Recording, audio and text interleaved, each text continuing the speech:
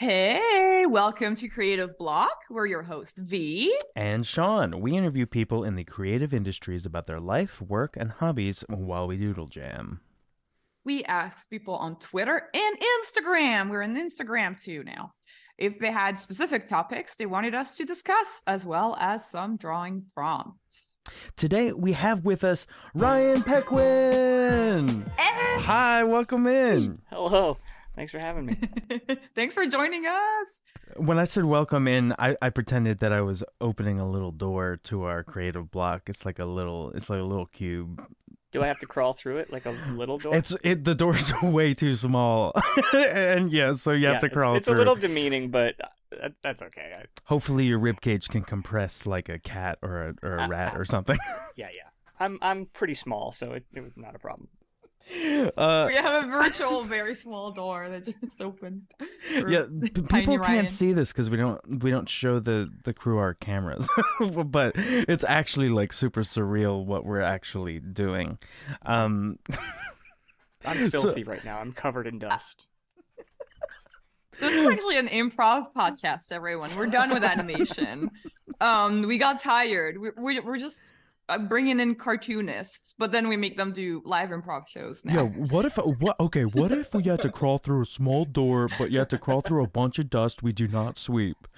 We do not sweep the creative block floor. Well, before you found yourself crawling in that dust, right? Mm-hmm. Sorry, I just What? before all that, What is your you origin? were a cartoonist, and how did you? How I kind of like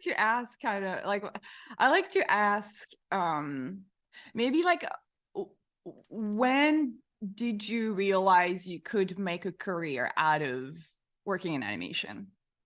In animation? Not until very late. I would say I was probably 30 years old. I had gone to school for an illustration and design program, and so I thought that's what I was likely to do with my life, was do like editorial illustration or something like that. During school I focused mostly on design, but I wasn't very good at it, so I kind of abandoned that as soon as I graduated.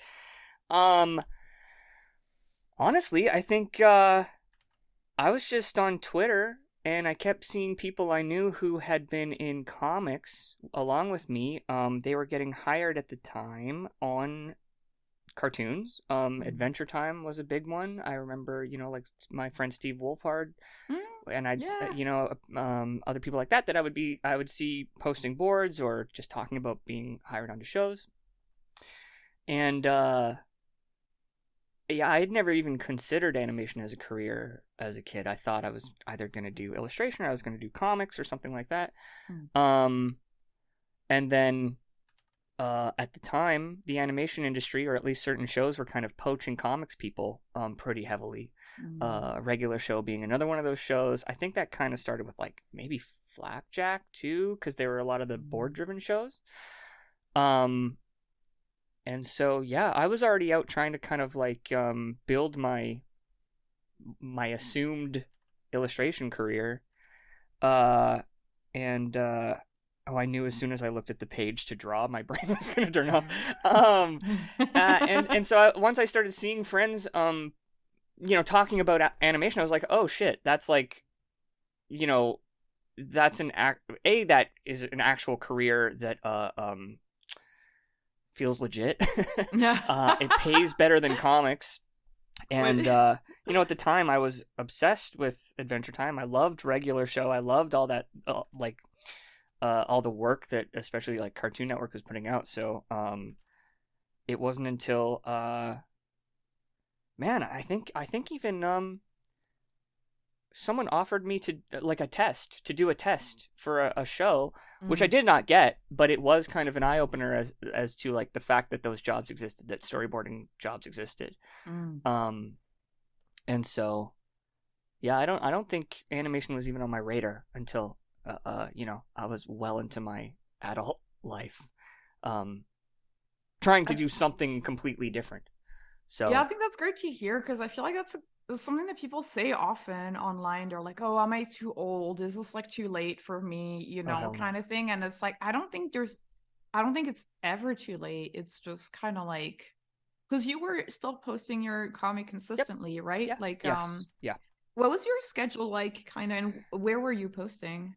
Oh boy. So well, that's funny because it's long enough ago now that websites were like personal websites were the sort of the pathway to showing people your work. It wasn't just like the 3 websites that it is now. So I had been doing oh my god, going back like way to like 2004, I think I started doing a journal comic because there was a big sort of a big surge of journal strips around that time where people realized you can make your little site. That sounds demeaning, but it's not. That's how I felt about it for myself. Is like, I think I stole the code from someone else's website just so I would like know where to put the image on my site. Drew Nice. Wang, actually, if anyone knows who that is. He also made journal comics. He's done a bunch of other like amazing stuff. He's actually great. And he was a big inspiration for me. I was like, oh, I've always loved drawing, but I never really knew what to do with it. I always loved comics as a kid, and so, yeah, I decided to do that as a little outlet. And then, man, it wasn't for quite a while. I was in university when I started making 3-word phrase. Oh yeah. I didn't have much of a schedule for it. I know at one point I was trying to do 2 or 3 a week, which I don't think I ever, really managed all that well. I mean, if you look at my oeuvre of 3-word phrase comics, there's only like 300 total, and I did it for years. That's a really good amount, though. I mean, I know what you mean. You mean like You're always the amount of comparing yourself years. to other Yeah. regular comic artists, probably. Yeah. Yeah, I mean, at the time, I remember I was on like some forums and stuff like that, and the wisdom was that you should be trying to post every single day What? if you wanted to really retain like readers and have them coming back, especially back then when like banner ads were making people a lot of money. It was a different sort of thing, right? So I was trying to be consistent, but I was never particularly good at it. I tended to only kind of sit down and work when I felt I had the energy to sit down and work. I wasn't really good at forcing myself to sit and do anything. But yeah, I posted it on my own website. I would just like, I think I got a Twitter in like 2009 or something like that. And You were early on the Twitter game. I feel like I came to Twitter so late. when did you join?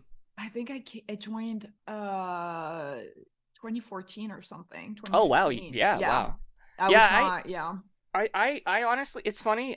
I kind of have to like credit Twitter for most of my career success, because I mean, I made a lot of comics friends on Twitter.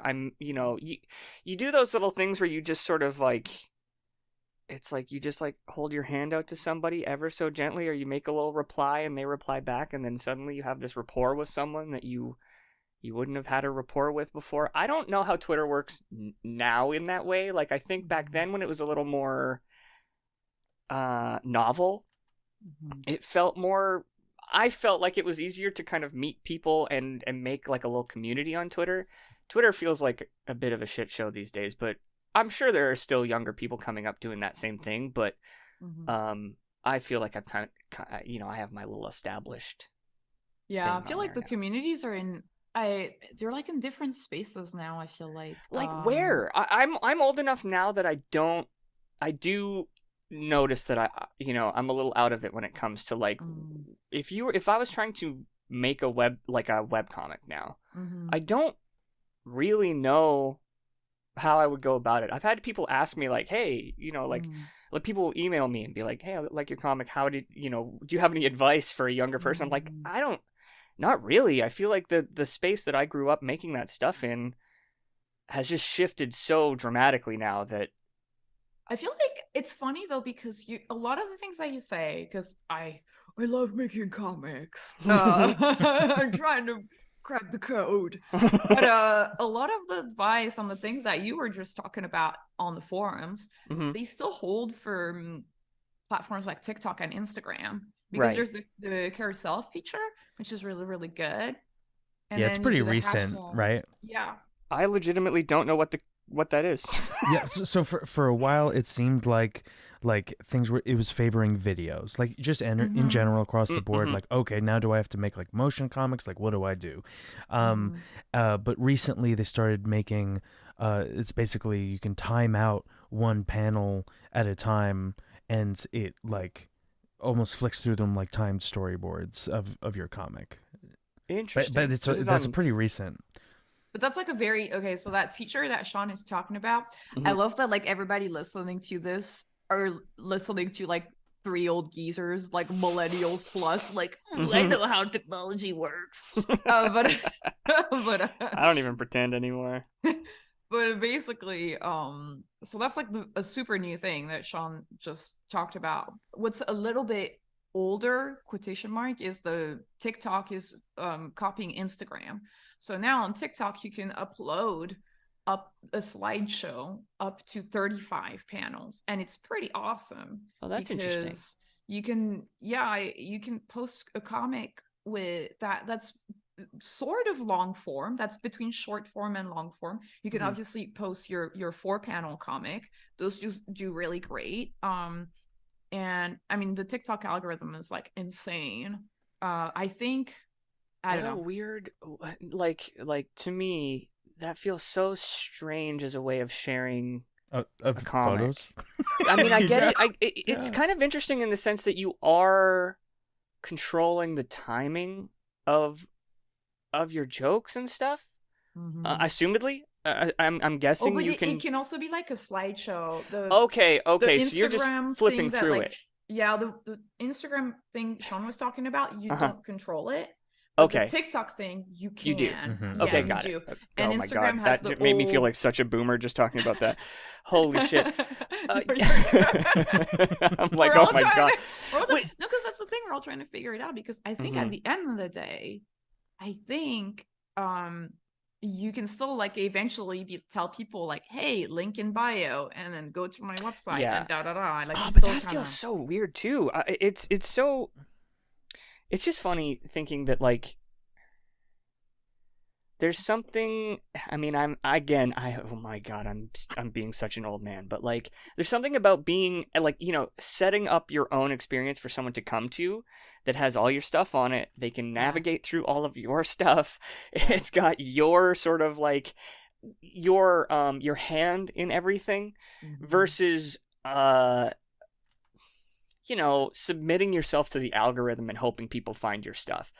I mean, that's always been the case to some degree, I guess, but I don't know. It's like it does definitely feel this sounds cynical, or like this sounds a little gross, but almost like it's hard. It must be harder to brand yourself now because the branding on any website that your work is on is going to be Twitter, or it's going to be Instagram, Oh, or I it's going to see. be Mhm. whatever, and then your material is on that site versus you've got a little banner thing with your title on it. Mhm. You've got maybe an about me section, or you've got like something a little more personal.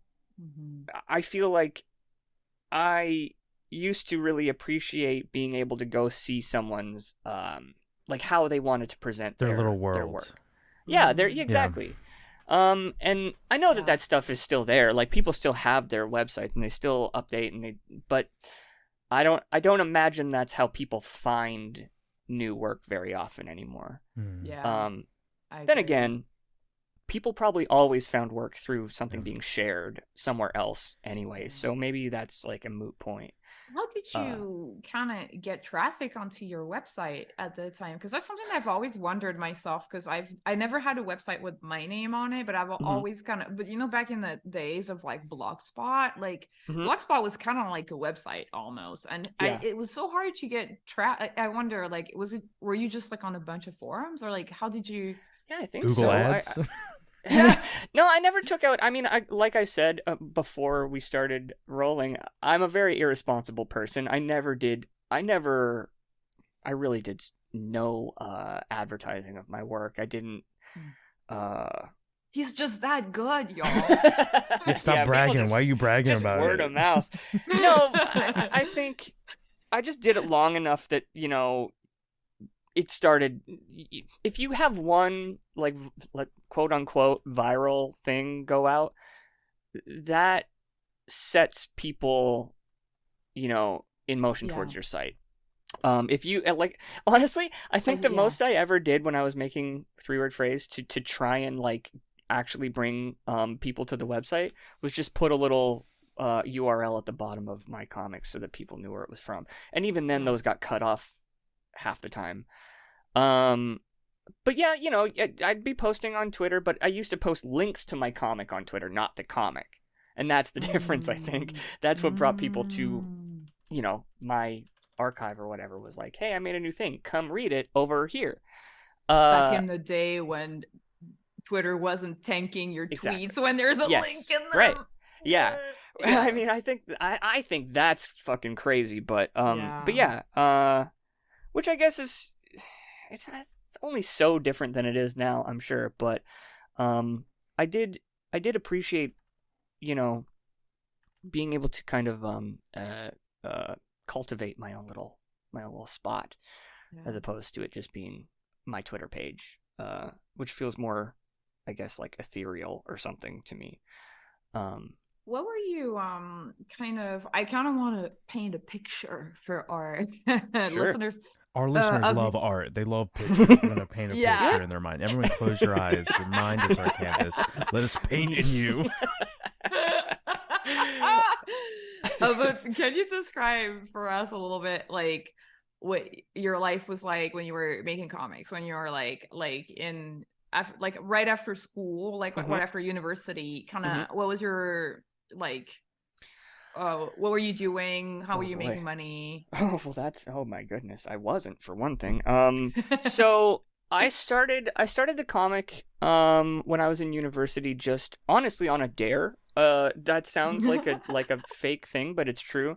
I had another comic artist. I was telling them that they did a relatively popular webcomic, and I was like, wow, that's cool. I wish I had something like that. And they're like, I'm sorry, I'm picturing you at a party, and you guys are like, you just got done playing Spin the Bottle, and someone just got dared to like kiss in the closet, and then it gets around to you, and they're like, make a comic for the rest of your life.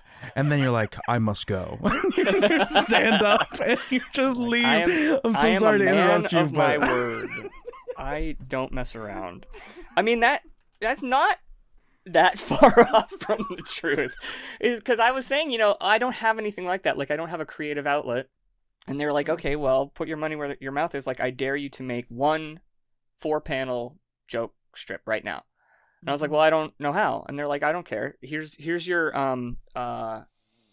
use the word anxiety, and then make a comic about that. And I was like, just as a joke between me and them, I was like, yeah, all right. And I made the very first 3-word phrase strip, which is the one where a guy has sweaty hands and he meets President Obama, who starts throwing infants into his arms, and he's worried that they're going to slip out. Literally, I knew it wasn't a good joke, but it was just something I did in, 2 minutes. It was like, basically make something as fast as possible, and and just put it out there. And I was like, all right. And I remember I put that on, I'm sure I put that on my live journal, and that got probably 15 likes or whatever, but that was enough dopamine for me to be like, oh yeah, I'm just going to do this now. Like, this is I've instantly found my thing. Making anyone laugh at a dumbass thing I did was instantly the most enjoyable thing I'd ever done in my life. So I was like, yeah, sweet. Okay. I'm just going to do this. And for a long time, 3-word phrase was, the point of the comic was to take a word and then write a comic as fast as I humanly could, and not worry about what it looked like, not worry about if it was funny, just literally put out like the very first thing that I thought of, which I admit, like, it sounds like a project or something, but it was totally just me hedging so that if I made something bad, I had an excuse for why it wasn't good, which worked, though, is the thing. It was like, it's like saying you did something as a joke, right? It takes all the effort. Like, if it's good and it lands, then you're like, oh, great, yeah, I can be proud of this thing. But if it sucks, you go, oh, I was just kidding. It doesn't matter. I don't even care about that thing. And I think that really goes to show it's so important to like take the pressure off. Yes, like that's I kind had of a to. theme. Yeah. It's like a theme that I kind of like hear in a lot of artists. Like I've heard some artists like had to like cross every page of. It was a teacher who told them that like cross every page of your sketchbook and then you have to draw in it. But since there's like a big ugly cross in it, then Perfect. no pressure. That took me years and years and years and years to figure out, which is doing stuff that sucks. It doesn't matter. It's totally fine. It is important. It is the most important thing in the world to make stuff that you don't even necessarily like and just have made it.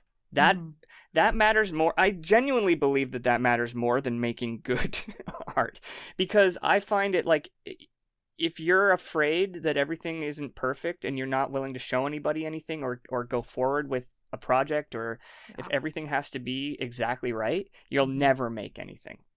And everything is terrifying. I know I grew up with some people who were artists when we were kids who stopped making art because they were too critical of themselves and they couldn't they couldn't just sit and enjoy drawing. And I was that way for a really, really long time too. I know we're way off the topic here, but like but that was probably the biggest thing I ever learned. And that's literally how my entire career was built out of making something as a quote unquote joke so that I didn't have to be afraid of people judging it.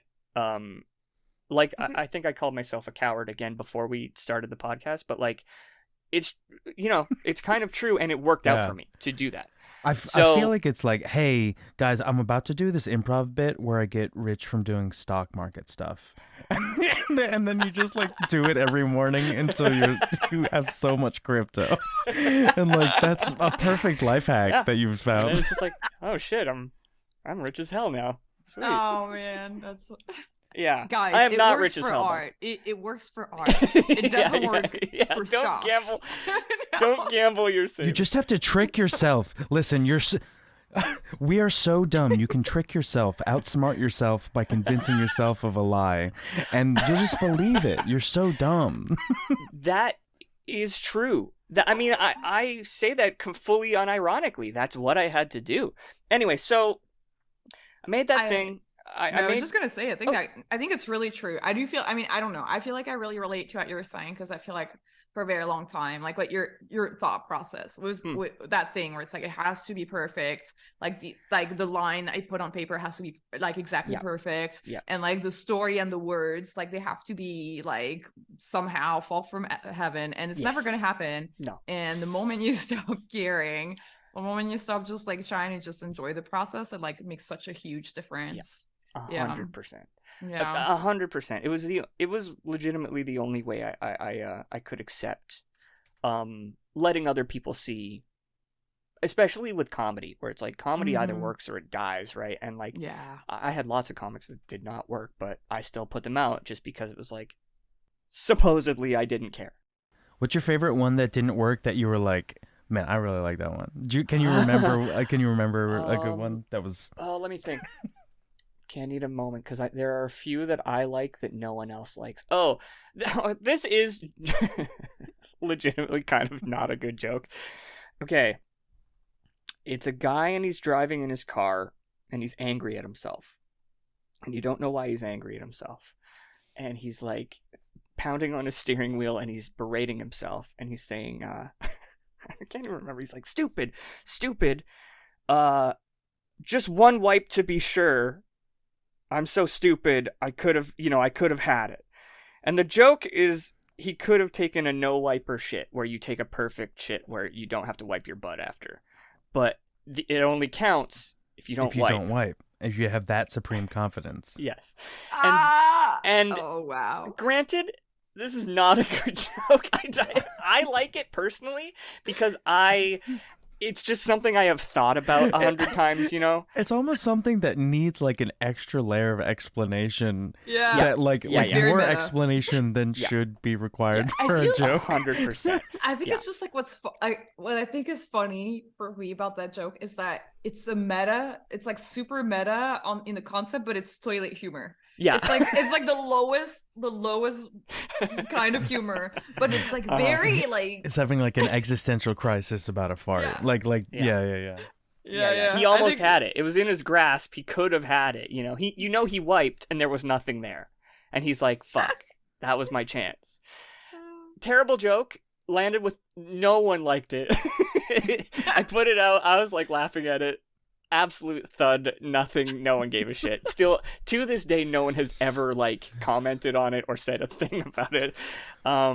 But I like it because it's something I have personally like thought. You know, I think it came from like a Jack Black bit from like a million years ago. I think I read like an interview where he said he was taking what is it? You like spoon it into your drink and it helps you stay regular. It's like whatever, it doesn't matter. Cocaine. We can cut this bit out. This bit is boring. Cocaine, drugs, No. lean, mushroom Uh-huh, dust, angel. uh-huh. No. Anyway, no, so do you have? I feel like there are certain comics that like. Have you ever realized that it's like, okay, I have this idea and it takes too much explanation, so it almost would work better as like a whole short or a scene. Like that kind of idea almost seems like it would be like a conversation between two best friends at the beginning of an episode, and then they like they have a whole situation where they're on the toilet and they're like you build it up as Yes, the most you need serious setup. possible thing. yeah, you need to return to it. You need like Yeah. 100%. And then I mean, frankly, I'm too lazy to make those. I mean, yeah, I just file those away for if I ever like make that thing. But like 100%, and that's totally one of those too, where it's like that would be funny as a recurring bit. If like if this group had like a bet of who could take a no wiper and like truly Yeah. do it or whatever, Mhm. but every time they it come out of doesn't the work as a bathroom, they're three-panel. like, "How many?" And they're like, 4. Yeah, exactly. Like, boo. right, yes, yeah, as Gotta a start eating three-panel drier joke, stuff, it- dude. yeah, yeah. Anyway, yeah. So that was a clunker, but I like it. To Yeah. go back to the Yeah, original question like a million years ago. Mhm. After I had established 3-word phrase a little bit and it was out there and people had kind of, you know, like I'd had one or two that like had done, you know, well.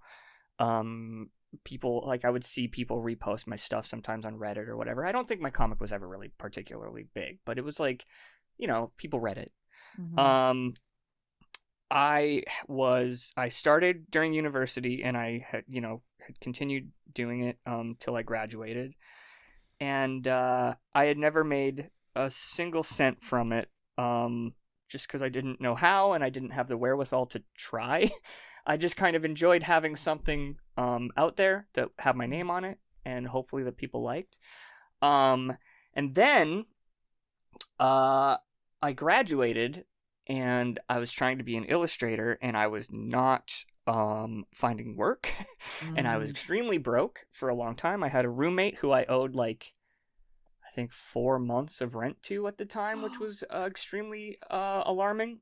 How did you like deal with the anxiety? Oh my god, it was rough. I was doing little jobs here and there that were not making me happy, Mhm. and frankly, I just did not feel good at what I was trying to do. I felt like a very middling both designer and a middling illustrator, and it's like you can make some money doing that, but I wasn't proud of anything and I didn't know if I'd kept with it, I would have found something, I'm sure, but Yeah. like some kind of direction that was workable, but I just wasn't finding it, and I was pretty unhappy with myself as far as that went. Is there anything that if you could give yourself advice now, if you could give that version of you, is there anything like hindsight being 2020 that you Dang. could have said like like, oh, like develop your illustration style in this way, or just keep with the comics, or like, I'm just curious if there's anything that you can see now, or was it just like it wasn't my time yet to be working full time? You know, it's hard to say because honestly, I think that the fact of the matter is I've just always been I've been a slow build my whole life. Like I said, like I didn't even start a career till I was like 31, like any kind of realistic sort of job. I was in school through my whole 20s, mostly just kind of trying to keep myself out of like the drudgery of trying to find just pay bills and live, if that makes sense. Yeah, Like that makes a lot of sense. And I always felt, I still feel like this, I always felt like I was okay at a bunch of stuff, but never particularly great at anything. I wasn't like a really dedicated artist. I wasn't a particularly talented writer or any of that stuff. And then comics gave me this opportunity to at least be like to have my own thing. I don't think my comics were amazing. I think lots of them, are duds, whatever. But it was at least something that was in my voice that people appreciated for being something that for being mine. And that was important to me. But no, I kind of do think it just wasn't my time. I just didn't know. I didn't know what direction I even wanted to go in yet. So it would be hard to give myself, I guess, like if I knew I was going to go into animation, I might tell myself to focus on that. But at the same time, I lucked out and fell into animation without learning animation. So, I don't know if that would have even helped. Give yourself a little pep talk. What would you like if you were just, hanging out? Oh boy, grabbing yourself a nice. I'm gonna draw coffee. you giving yourself a pep talk real quick. I think my pep talk honestly would be that it's okay to be pretty good. Yeah. It's okay. To be just okay. Like I fully believe that is to be okay and to be generally friendly will work. That is like, I think when I think of myself, if I'm giving myself credit, I think that's kind of what I've got going for me, which is like I have the capacity to be reasonably thoughtful. I'm not a creative genius. I'm not like some kind of auteur. I'm a pretty meat and potatoes guy for a lot of the stuff that I make, but I don't drive people away from me necessarily, and I think like that has sustained 10 years in animation. I think that's crazy though. It's funny when I hear you talk because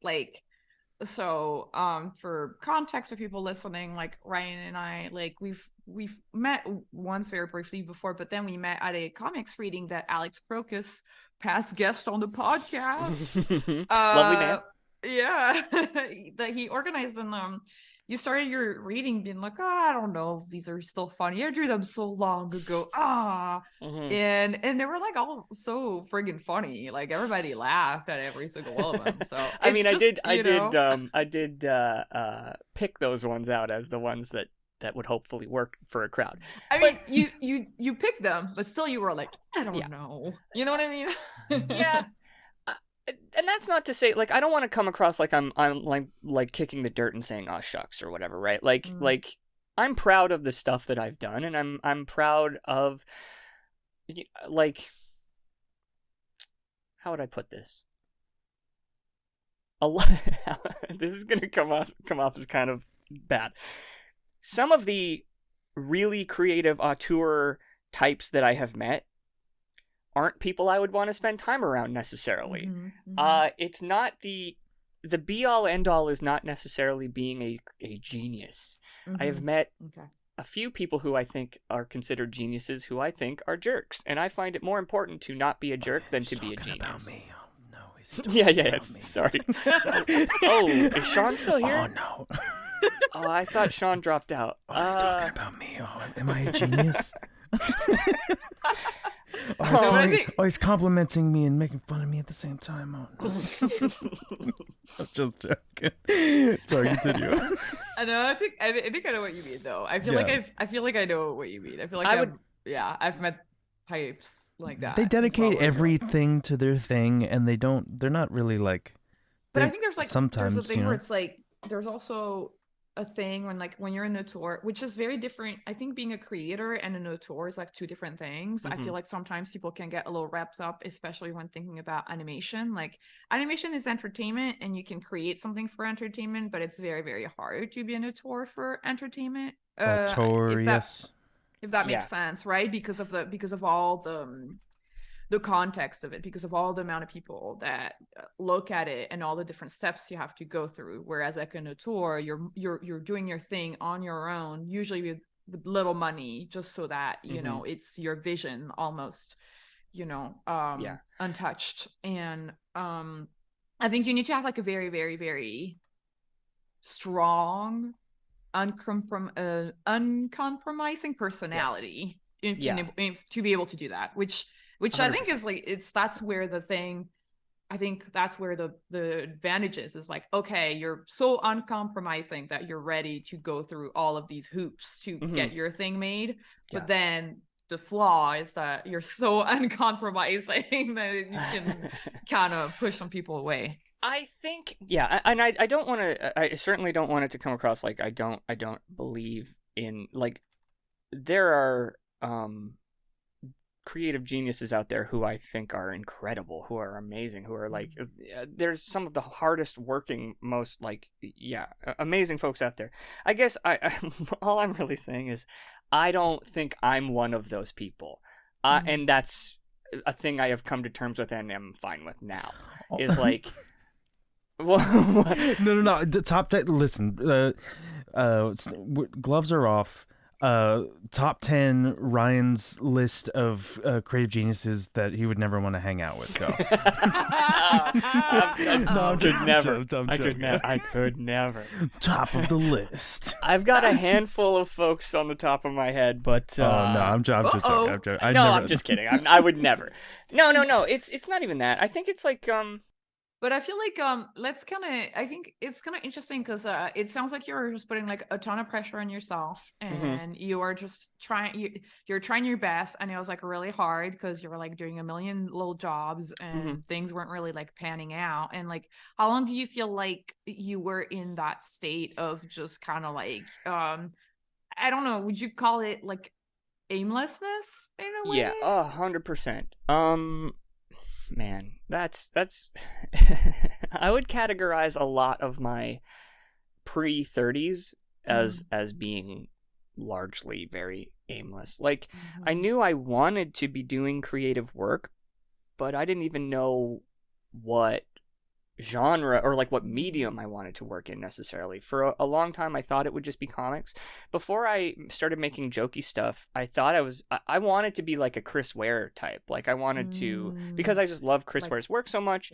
And I at the time saw him as like this kind of like I don't know, just like a particularly thoughtful comics creator in that, like a creator in that space.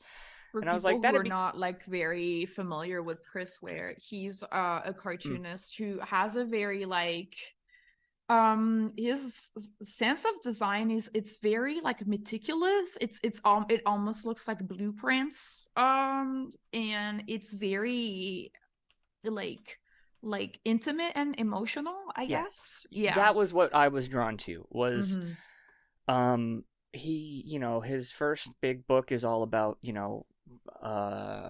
trying to connect with an estranged father, and it has like all these sort of like fantasy elements where it's like someone's he was very good at sort of digging into subconscious things, subconscious feelings and thoughts, and I found that really kind of like engaging. And I thought, if I was going to do something,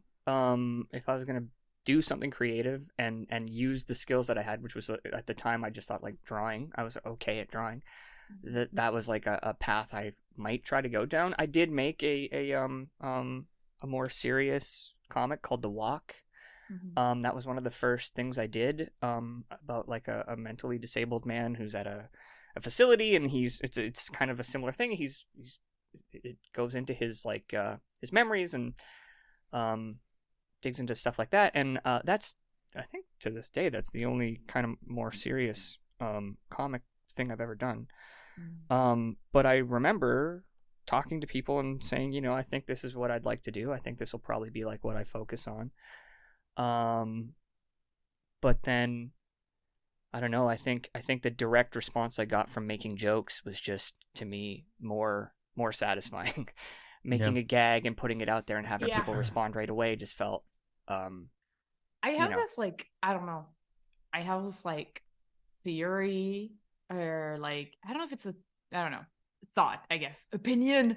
But that maybe I feel like comedy in a way is a little like selfless, in the way that it's like much more of like like you're kind of like servicing your audience. You're like, I'm gonna provide you with a good time.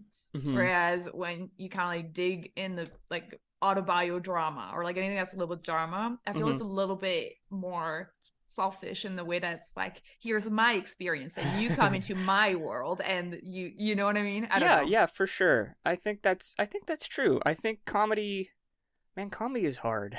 Yeah. I mean, Dude, that's true. That's just a fact. I think comedy is tough because it drama can be a little more, I think, there can be more ambiguity, and it can either, like, I don't feel like it works or doesn't work as strongly as comedy either works or doesn't work. Like a joke either makes people laugh or it really doesn't. And like that, the difference immediately. Where like writing something dramatic,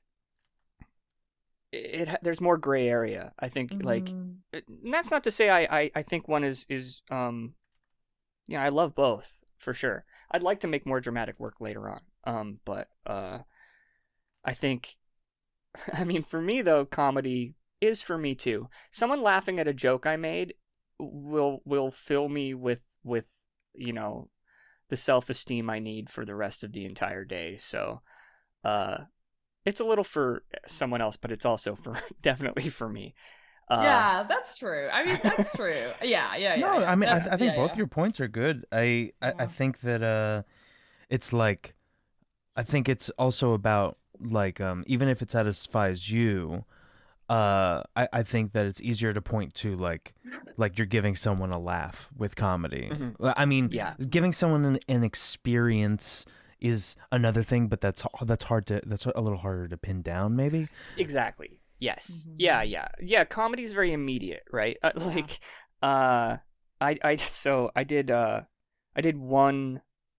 took a stand-up class with some friends of mine, which is such a goofy thing, but we did one show in front of people, which was like to this date one of the scariest things I've ever done. And it was a very friendly audience. It was just people we brought in basically, so it was like 50 people that were all friends of everyone that was doing the class. So it was the most gentle audience you could ever ask for the first time you do comedy. And I will say, like, telling a joke and getting a laugh is it's almost indescribable, the feeling that, I don't know. I've never felt anything like that. Even making comics is like the secondary thing to that, making a joke comic and having people like, they tweet that they thought it was funny or whatever, or you get a certain amount of likes. But having people actually like physically react to a thing that you are doing is amazing. It's like, that was like 5 years ago, and I still think about it all the time, which is so goofy. But That's funny though. Like, have you ever thought of like pursuing, not pursuing, but like doing more stand-up, I guess? I did. I think I scared myself out of it, for sure. But I think, kind of like I was saying before, like not knowing even what kind of medium I wanted to work in. The medium's not as important to me as just the idea of being funny. Like, I came from comics. I work in animation now. I would gladly work in live action if I thought it gave me an opportunity to be funny. It doesn't really matter to me like what format I'm in. I think I just really enjoy the opportunity to try to, craft a joke, make someone laugh. That's the Do you kind of like remember? Well, yes, you do remember, but like, tell us about how you got your break in animation. Like, how did that happen? Right. Okay. So yeah, this is a good opportunity. I'll finish up the other thing I was talking about, which is because they lead right into each other. So Yes. with 3-word phrase, I had been out of school for a while. I wasn't really finding the thing I was looking to do, and I was broke. I was like utterly horrifically broke and very sad. And I had been rejecting the idea of trying to make any money from three-word phrase for a really long time, just because it felt, I don't know, phony or something. I know that's total bullshit, but that's how I felt at the time. Even though everyone else was monetizing their work and I wasn't judging them for it, I was just judging myself. And there came a time where I was so broke that I had, as I had said, I owed my roommate months of rent, and I had a pack of hot dogs sitting in the fridge, and they'd been in the fridge for a little while. And my roommate went in and he threw them out because he thought they were bad. And I was so broke that I had to like go to my room. I saw that they were gone, and I had to go to my roommate and be like, and there wasn't even a full pack of hot dogs. It was like 3 hot dogs. And I was like, hey, you need to replace those 3 hot dogs that you threw out because I don't have anything to eat. Oh. And I remember having that conversation and then just being like, oh, wow, this is sort of like rock bottom as far as like, I'm not, providing for myself here. And so that's the day that I sucked it up, and I put a little message up on three-word phrase that was like, hi, I'm very poor. Hi, help. Please help me. And I think this is also when I realized that people like the comic, because I got what I would consider to be a humongous response to that. And that, I think, I would call that the turning point in like my whole professional life. Was that day I made enough money to pay my roommate all of the rent that I owed him. What? Plus, Whoa. more to survive for a while, which is how I held out long enough to start getting, I ended up getting, offers to, do board tests for shows. All you had to do was ask for a little help from your friends. Yeah. Yes, I had to That's suck it up crazy. and be okay with being like, hi, please, if you like the comic, Yeah. please consider, I put a little tip jar, etc., etc. And I just remember sitting in front of my computer crying like a baby for like an hour straight, just watching people donate, because I was so incredibly like grateful and blown away. Yeah. And then I think what happened was I used some of that money to go to TCAF or SPX, potentially one of those 2 conventions. And I remember I made some connections with people. I met like Penn Ward, and then later sort of I think got a board test on Adventure Time. And so I think that comic and giving myself a tiny bit of like a buffer to live and just make creative stuff for a while put me in a position where I could take some risks. And I eventually got a board test from regular show, and I had just failed a board test right before that for a show called Bravest Warriors. Oh, crazy. Yeah. Which was the first board test I ever did, the first storyboard I ever drew in my life. I remember there used to be a Tumblr, an Adventure Time Tumblr, that had all their boards. They used to put all their boards up, so I just went and I stared at that for like 2 days and copied the hell out of it, trying to, learn the language of storyboarding. And then I did a thing for that, failed it, and so, which I think worked in my favor, because when I got the offer to, got the test for a regular show, I was sure I was not going to get that job. I was like, yeah, or like I was like laughing at myself, like, yeah, sure, what the hell, I'll try this out. And I think because I was dejected, I put a bunch of jokes in there that I think I would have been afraid to if I was trying really hard to sort of impress, I guess, or seem really professional or whatever. I put in the jokes I actually thought were funny instead.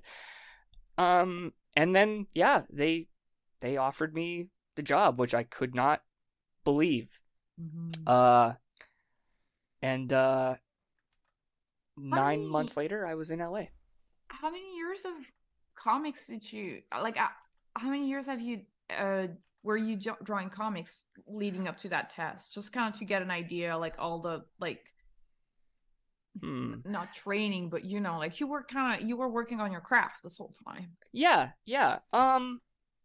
Honestly, I mean, quite a while when I think about it, just in terms of making something and putting it out there, like, because I'd been doing journal strips, which were not particularly good, but they were something to do. I was not very good at that, but you know, I didn't know. I didn't have other ideas, so I was doing journal stuff. There were some people who did journal stuff that I thought were great at it, who were amazing. I was not one of them, but I think I was doing that as early as 2004. And like I had my own little website. Again, I said little website. Yeah, I think in 2004, I was just leaving high school, or I was just out of high school, a couple years out of high school now that I think about it. Dang, maybe even 2003. So from then until 2011, I had been in some way putting comic stuff out there. Oh, so that's like almost like 6 years, 6 to 7 years. Yeah, I guess so. That's actually less time than I would have thought. Let me think. From then till what? 2014 is when I got the job in LA. So, like, I think that's like 11 years, right? Oh, yeah. 10 or 11 years. Time travel math. Yeah. I think about that long. So yeah. From just out of high school until 2014, I was making some kind of not always continuously, but I was putting out work of some sort. Yeah. Yeah, I like to ask that question because I do feel like it helped. I don't know. I like that you talk about like the length of time that things can take, and like you know, that not to like to be patient, and that things are like, well, you know, things don't happen right away, and like you know, you take a test and you fail it, but it's fine. And then it's funny that you mentioned the thing about like you know, like taking a test and not really believing in it, so you're just kind of like, all right, I'll just do what I think, because I've been in a situation like that. I remember taking a test for a show where I was like, I don't really care about that show, but I'll do the test anyway. I was just like, I'll just do a funny gag, and it was like the showrunner. It was back in Friends, but he was like, "This is so fucking funny. I've never seen something that funny." And I was just like, I mean, that's a version of taking the edge off, right? Of taking that pressure off. It's like I'm not, and like I was trying. I wanted the job. I just was in my head like, there's no way, right? Like I'm not from animation. Like there are going to be other people who do a better, you know. I think if anything, making, obviously, because these are board driven, you're writing jokes in your test. It's more about being funny, I think, than knowing how to board. And I also got very lucky, I will say, in that when I was when I entered the industry, I think it was a little less how would I put this? They were willing to teach me on the job. When I got that job, I didn't so for an example, my first official storyboard on regular show, all of the action went from right to left through the entire episode. And if you know how cartoons work, that is the exact opposite of how storytelling works. In you know, you guys I'm sure know this, but like in Western animation storytelling, going like characters will go from the start to their like how their goal, going from left to right on the screen. That's how we tend to tell and they stories. only go the other way if they're like retreating, or they have to go back and like rethink something, or that's something that they don't tell everybody. It's not entirely apparent, I think. No, you wouldn't consider that if you're just watching TV. You just are used to it. You would pick that up and it would be subconsciously in there, but I was working in comics where there's no such language, right? Like, not really. Maybe a little. but not always. You're a lot more free to do whatever you want in comics. There's no screen direction can be very all over the place in comics, and it works just fine. Animation is not like that at all, and so I had to. I pitched my board, and they were like, "This is good, but you have to flip every single drawing in the entire storyboard." And that was not on Storyboard Pro, so you couldn't just like select everything and do flop scene. No, I was drawing on Post-it notes and had to. Yeah, it was that was a nightmare, and it was also incredibly embarrassing. But like I said, oh my god, I was lucky enough that they liked my voice and thought my drawings were at least passable enough to give me a chance and give me opportunities to grow. And like, I'm very, very grateful for that, because I mean, looking at things right now, I imagine that's not as common right now, given the state of that's true. I feel like it's a less time to learn. Yeah, 100%. it's a discussion with it kind of, I don't know. I don't know. I'm gonna try to not go on a big rant, but hey, I love a big rant. But I wonder, because it's true, like for like talking to you when we were talking to Ben Juno earlier, who also learned on the job. Von Ross also learned on the job. We had like a lot of, and I learned on the job as well. Like it was in France, but like I was really lucky. My supervisors were like, "Hey, like, you know, let's sit down. Like, this is how you do this kind of shot. This is how you set up that gag. This is how you make it not too hard on the animators. You're not, you know, like, yep. This is how you can be more economical. This is how you make the cartoon more fun." And I feel like it kind of sucks that like now there's not really, I don't know if it's, I don't know if it's schedule, or I don't know if it's just people not taking the time. I don't know. I think it's a lot of things. I also think sometimes it just ends up being sort of the culture. I think that like, so another thing I got very lucky about was on Regular Show. J.G. Quintel was a great example, and like he boarded a bunch of stuff, and you could go back and look at his work, and JG is like a master of loosely boarding and having it read super well. Dude, he does it so fast too. It's incredible. He'll draw out these whole chunks of episodes in the loosest like shorthand you've ever seen, but everything is so clear and perfect and funny. And he allows other people that work on his shows to do similarly, as long as it works, right? And I'm a big advocate for loose storyboards. I don't get upset when animator or when like storyboard artists do really tight boards or they animate things out. I get upset with studios or productions that expect that kind of work, because I think that A is unnecessary 99.9% of the time, but B also is going to burn out the crew, everyone, right? Well, layout departments completely got taken out of most shows, and that's like the backup. That's like if you have loose boards, there's people that are going to check everything and sort of like line them up in the right way, and and I think like the other issue with that is then, of course, if I boarded something like that was like beautiful and animated and like really like most of the work that's necessary to have like an animated thing, I would want to show that off too. And then you end up seeing a lot of work like that on social media. And I think if I'm 17 and I'm on Twitter and I think I want to be a storyboard artist and I see that kind of stuff, I'm like, holy fuck.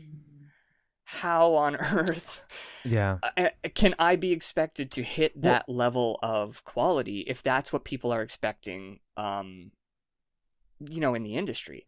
And I'm not saying it's expected everywhere in the industry. I think it's scary. It's very daunting to see that kind of. I think there's a double-edged sword here, because I think that certain shows started coming out where all of a sudden storyboard artists could have a little time in the spotlight. Like all of a sudden there was Yeah. like Adventure Time, regular show, like Steven Universe, like people were looking up who the storyboard artists were Yes. because they were allowed to have such an influence on the episodes. And you could watch an episode and be like, that is just how that's how just how Soo Kim would draw that character in Adventure Time or whatever.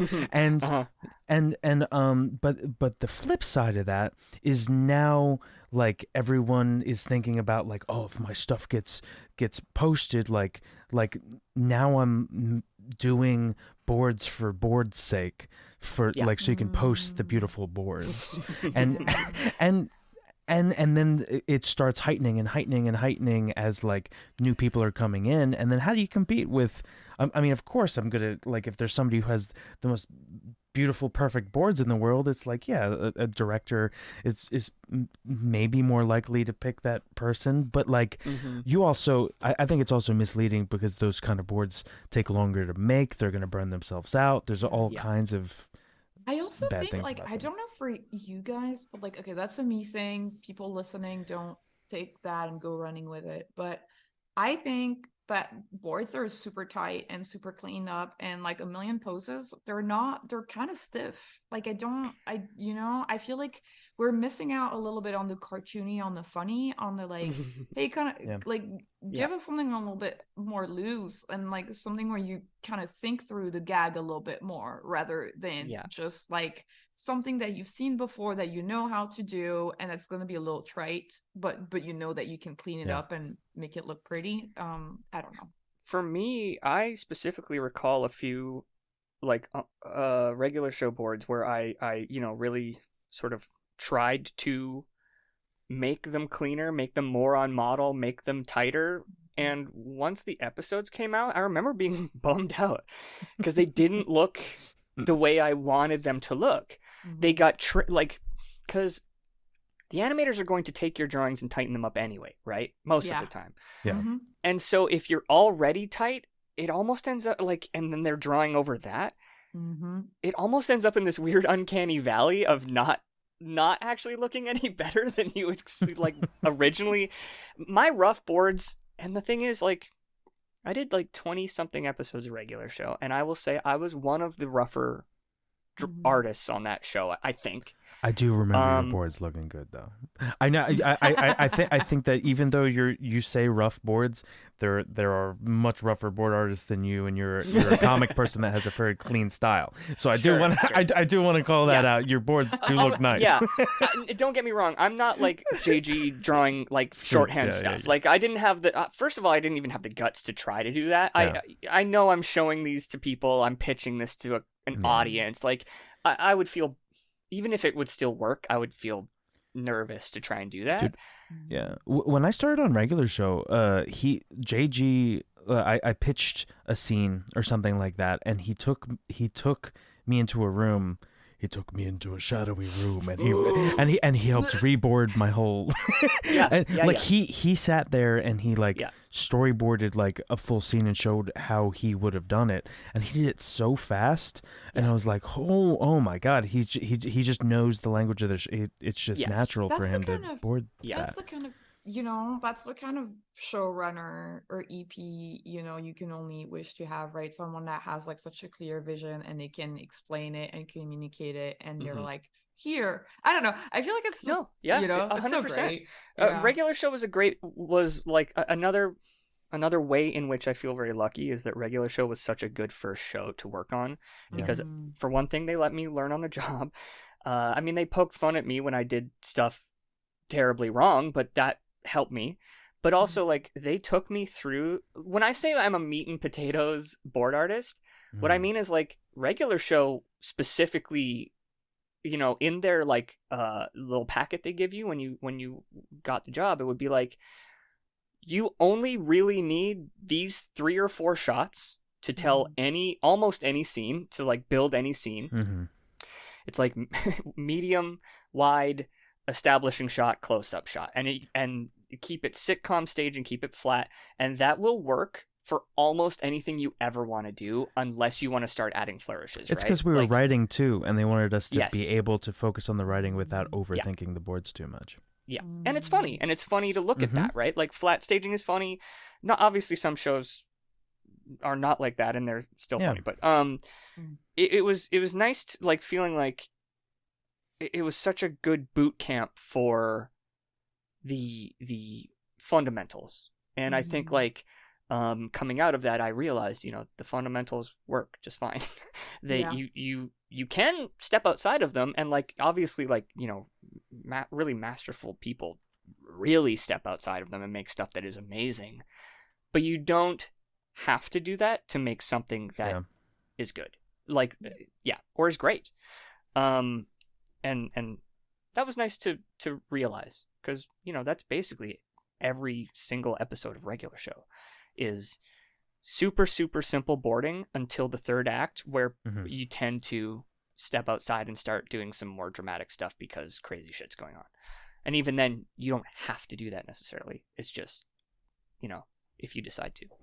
That's really cool. I feel like, yeah, like, hearing that there are shows like that where you get to learn the craft. I feel like, I don't know, when I think about my career as well, I feel really lucky that the first show I ever worked on was, like, very much, like, we had so many, like, parameters and rules of things that we had to follow that you didn't have to worry about too much extra stuff, you know, like the characters were extremely simple, so you didn't have to worry about how good of a draftsman you were.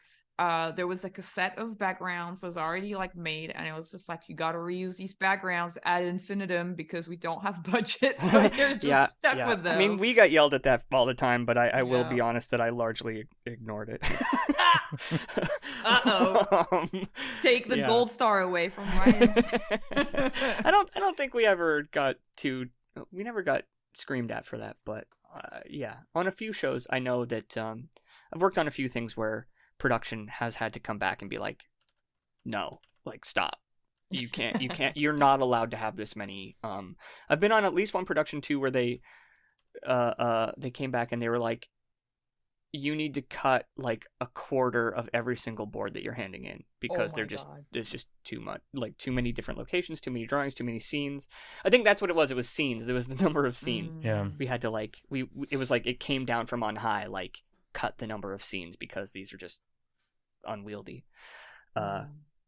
Which is funny because I hadn't even considered that as a thing anyone had to think about. Animation's so crazy. Animation's so, like, every single every single decision costs money. And I wonder, okay, so we're talking about money, we're talking about making animation. And so on Shape Island, the last show you worked on, you were a head writer, but you were also co-EP. Yes. And I want to talk about that a little bit because I want you to tell us what does that mean? What did that mean for you to be a co-EP? Oh boy, you are asking the wrong person, because frankly, I barely know.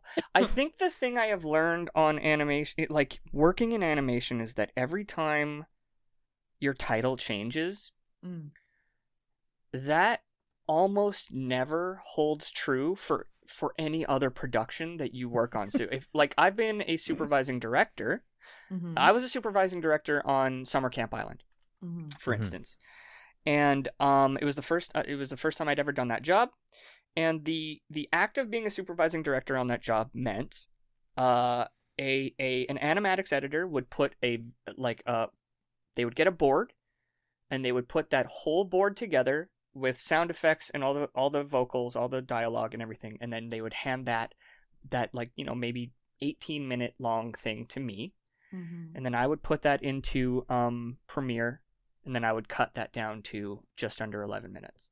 Personally, like, I would sit there in the program, I would trim things down, I would cut out scenes that didn't matter, I would do a lot of scratch dialogue. I made, you know, like, basically cutting the episode and then making sure the episode still works after you've cut out all the, you know, what you think is the extraneous stuff. Right. And so, you know, the whole time I'm doing that, I'm like, okay, cool. This is what a supervising director does. Only to speak to anyone else that has ever been a supervising director, and they're like, I've never opened Premiere in my life. That's really what fun. I do is I sit with an editor, and he goes through it, or she or they go through it, and they I tell them what changes to make, and then they change them. And so my time sitting in an office just like, twiddling until I felt like, and granted, I loved having that job. Like, I had so much leeway to turn an episode into whatever I felt was the best version of that episode, which I hope, I imagine that's what other supervising directors do, but I don't even know that for sure. But like, I also know that, like, I didn't oversee necessarily anybody particularly directly. I would sit in on pitches, and if I had ideas for changes and stuff, I would suggest them in the room. But I know other supervising directors who like direct a group of board artists, and they will go in and check in on them, see how their boards are doing, talk about how they might, before they hand them in, how they might make changes. Did you oversee design too? No. Oh, yeah, because I've That's also really seen interesting. supervising directors where they do animation notes too, they do design notes, it's like all throughout. And so makes perfect sense. Yours was specifically with boards and overseeing like the overall direction of the episode, kind of. Yes, episodes. So my job was to make a finished animatic that would be the episode. That was it, basically. That's really clever though, because then you kind of like lock the animatic kind of early in the pipeline, and that's a really interesting pipeline. That's the first time I hear about it that way. Who was supervising the design, or like how were you kind of like sharing your duties with Julia, I guess? Like, do you feel like so I would get the that first big cut, I would cut that down, make my decisions, put in my scratch, do all that, make the decisions, especially like of what vocal like which dialogue tracks worked for what scenes, that sort of thing. And then Julia and Cole Sanchez, I would go in with them and Oliver, and basically we would screen my version of the episode, and they would as we went through sort of make generally micro edits, sometimes bigger changes, based on just how they felt things were panning out, and that was it. And then once that was finished, that was finished, and I'd get another episode. That was as much as and sometimes that would take like maybe for a rough episode, maybe something wasn't working that well, 2 sessions of a couple hours or something like that, but usually just one. We'd cut it down, we'd get it however Julia exactly wanted it, and that was it. That was all. And so do you know how like was in charge of like revisions, like who, like, because once you did all these edits, like I'm guessing the animatic went back to boards or like revision. So here's another thing I did as a supervising director. I added in my own boards and poses and things. So I don't honestly, it probably did go through another pass if I had to guess, although and I should definitely know that, and I don't. but as I would go through the episode, so if you end up with like let's say an episode that that merits bigger changes, a lot of like, especially if you're cutting out stuff and then some of the like you end up not accidentally, but having to cut out some of the like sinew of the episode so that things don't connect all that well. My job was to go in and reboard stuff, sometimes brand new connective tissue, and sometimes I would just change things so that it flowed a little better. But I did a lot of the what I would call revisions for those boards. It wasn't just making notes. You were like the super revisionist. Yeah, like the hyper revisions. Yes, yeah, that is kind of my whole job, was like revising the entire thing until it was finished. That's really crazy though. That's like because that's like a way more creative. Like we talk about revisions, but it's still very creative because you're still fixing a lot of problems. You're still thinking about a lot of creative problems, and you're fixing problems creatively. I'm just kind of letting our audience know, mostly because of a typical revisionist job, you're usually handed a board where like these are all the fixes that need to be done, and the revisionist will just kind of clean up stuff, add. I don't know if it's like, this character needs a jacket throughout this whole sequence, and like they do that. Yeah. But I feel, but like for you, you were like boarding in new things. So Yes. I would say, yeah, it's a little bit, Yeah. it's more creative than your typical. Yeah. Frankly, Yeah. I loved it. I mean, like, it was hard. Obviously it's stressful. You're still, basically pitching your work at the end of the thing. So like if you hand in something that they don't feel is working, that still sucks. But Yeah. I mean, it did feel like going from boards and then doing that, it was a lot of extra responsibility, but a lot of extra like control over the final product of something, which I don't know, which is pretty nice. It's like satisfying to know that if you don't feel something is working, you have all the tools to to tweak it until you feel like the final product is, successful. I mean, who knows how correct That's I was, really but cool. but yeah. And so obviously on Island you were like a head writer. Yep.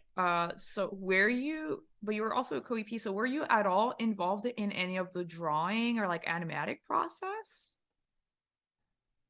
So yes, I ended up doing just for notes and stuff. I would say I ended up I had an idea of how I imagined episodes would given the scripts and the way that the scripts worked that we were writing. I feel that or I felt that there was a particular sort of how would I put it, like a vibe. Yes, a vibe, or even frankly I would just put it the meat and potatoes sitcom comedy style, the way that I make something funny, since I was in charge, weirdly, for the very first time of the writing of all of the dialogue, of making sure all that stuff was working and was funny. I also had a very specific idea in my head of how things would look. And so at times through the season, I would have suggestions. I did give some suggestions on, maybe how a certain scene would be staged, or, when to cut in on a character, or that sort of thing. So every now and then, like, especially, like, I would hand in a script, and then I would hand in, like, if I felt like it, I would hand in maybe, like, some sketches that would just be like, in my head, this is how I think this would look. But not being in charge of that, they either took my suggestions or they didn't. And yeah. But no, it's really interesting because for one of the things that I personally kind of want to try. By the way, I just wanted to take a second for, if you're listening on Spotify, check out the YouTube video, because Sean drew Ryan in a Chris Ware style in a comic. And he says, "Hello, I'm Ryan, and this is my Chris warehouse." And as a comic nerd, this is fucking hilarious. It's a very inside joke. It's 100%. It's that like isometric Chris Ware. Fucking, it's perfect. Yeah, it's so funny. Thank you, guys. Super niche, but I really appreciate it. So stupid. Yeah, that's it's right. So funny. I love it. It's so good. But I was just gonna say, yeah, I kind of like to ask those questions, because for people listening, like, if you start paying attention to credits, if you start watching TV shows and you're starting to wonder a little bit how shows are made, like what's a producer, what's an executive producer, what's a supervising director, I think it's really interesting to hear that like these jobs don't actually really have a set definition from a show to another. It's very different. It's very loose. Yeah. And well, I was gonna say, like, the thing with the co-EP thing is, if I'm being completely real, like, I'm really glad that it says that after my name, but my lawyers got that for me. They are the ones that argued that I should get that title, and I'm not 100% sure what a co-EP specifically does. I mean, I imagine it on this show it sort of meant I had a little more leeway to offer feedback or Mhm. I was a little deeper in the process. But for the most part, my job was the head writer. I dealt with the writers. Mhm. I did that kind of back and forth stuff. I did the back and forth with the execs, which was a really interesting new thing to learn how to do. But yeah. Would Can you you say talk about like that a little bit? Yeah, sure. yeah, and Yeah. I was gonna also like another like part two of that question is like, do you think you had more interactions with the exec, and that's kind of what mm, got you that co-EP title, if that makes sense? Oh, that right? might have some that what that I mean, looking back, potentially, because yeah, I ended up having a very close rapport with both of the executives, my creative executives on that show. Mhm. I love them both. I know sometimes people end up with kind of like adversarial relationships with their executives. I do not feel that way. I think both Diana and Brian, the two executives I work with, were so good. Were so supportive. Were great collaborators. I mean, I felt very free to speak my mind or give any ideas I had. I never felt, worried about pitching them ideas or suggesting things. It was great. I feel again very lucky to have had such a an actually healthy relationship with them. I'd happily, I would work with them until the end of time. Um, but it was a fully new experience for me to even Yeah. speak with executives, obviously, right? Like, Mhm. as a board artist, you never, there's never a reason, even as a supervising director, I don't think it ever happened. And then as head writer, you're basically running everything through them, right? And they're trying to make sure that the show is staying like the tone of the show is in the right place, that you're speaking to the right audience, that you're not overstepping or doing anything too too weird. And I think I will say, if I'm gonna pat myself on the back at all, it's like I do think as a polite little Canadian boy, I do think learning to be diplomatic helped a lot in that kind of situation where it's like, I know, I've spoken to some people who don't react well to getting notes, for instance. I think it's a natural reaction to kind of cringe when someone notes up work that you hand in, or to what's the word? Cringe is not exactly the right word, but you know what I mean. Like more People get their reactionary hackles up. kind of. Yeah, people can react and not feel great. I think Defend it too much. Yeah. Put your heart and soul into a thing, and someone's like, Yeah. "It doesn't work," and you're like, Yes. "Oh, Yeah. my work!" But it's kind of natural. It's just like a human thing, right? It's Yeah. like 100%. but then you get over it, right? I think that's the thing. Is both my storyboarding career and then also my schooling. So I went through a pretty what I would call a very involved, kind of intense university program where we were pitching 5 times a week. Like we were making stuff and pitching it constantly. We were always getting notes. We were getting really it was like boot camp and learning not to take this sort of thing too personally, because it was like 3 years of the same 30 people going through each year, just constantly getting feedback on everything we did. And so if you're the kind of person that's going to take all that stuff too personally, or get feel sort of like get your back against the wall about that stuff, you're just going to be angry and stressed the whole time. And I think I learned through that it doesn't matter that much. Like, yes, you should believe in your work, and you should be willing to sort of stand up for things that you really truly are believe is important to have in something. But at the same time, it's a process, and it's a collaborative process, and it's just going to go better if you're able to communicate in a healthy way with the people that you're interacting with every day, right? And I think if there's something, I like I said, I don't think I'm amazing at boarding, or I don't think I'm like any kind of like savant at anything. I do think I'm an okay communicator. The listeners of this podcast might disagree, but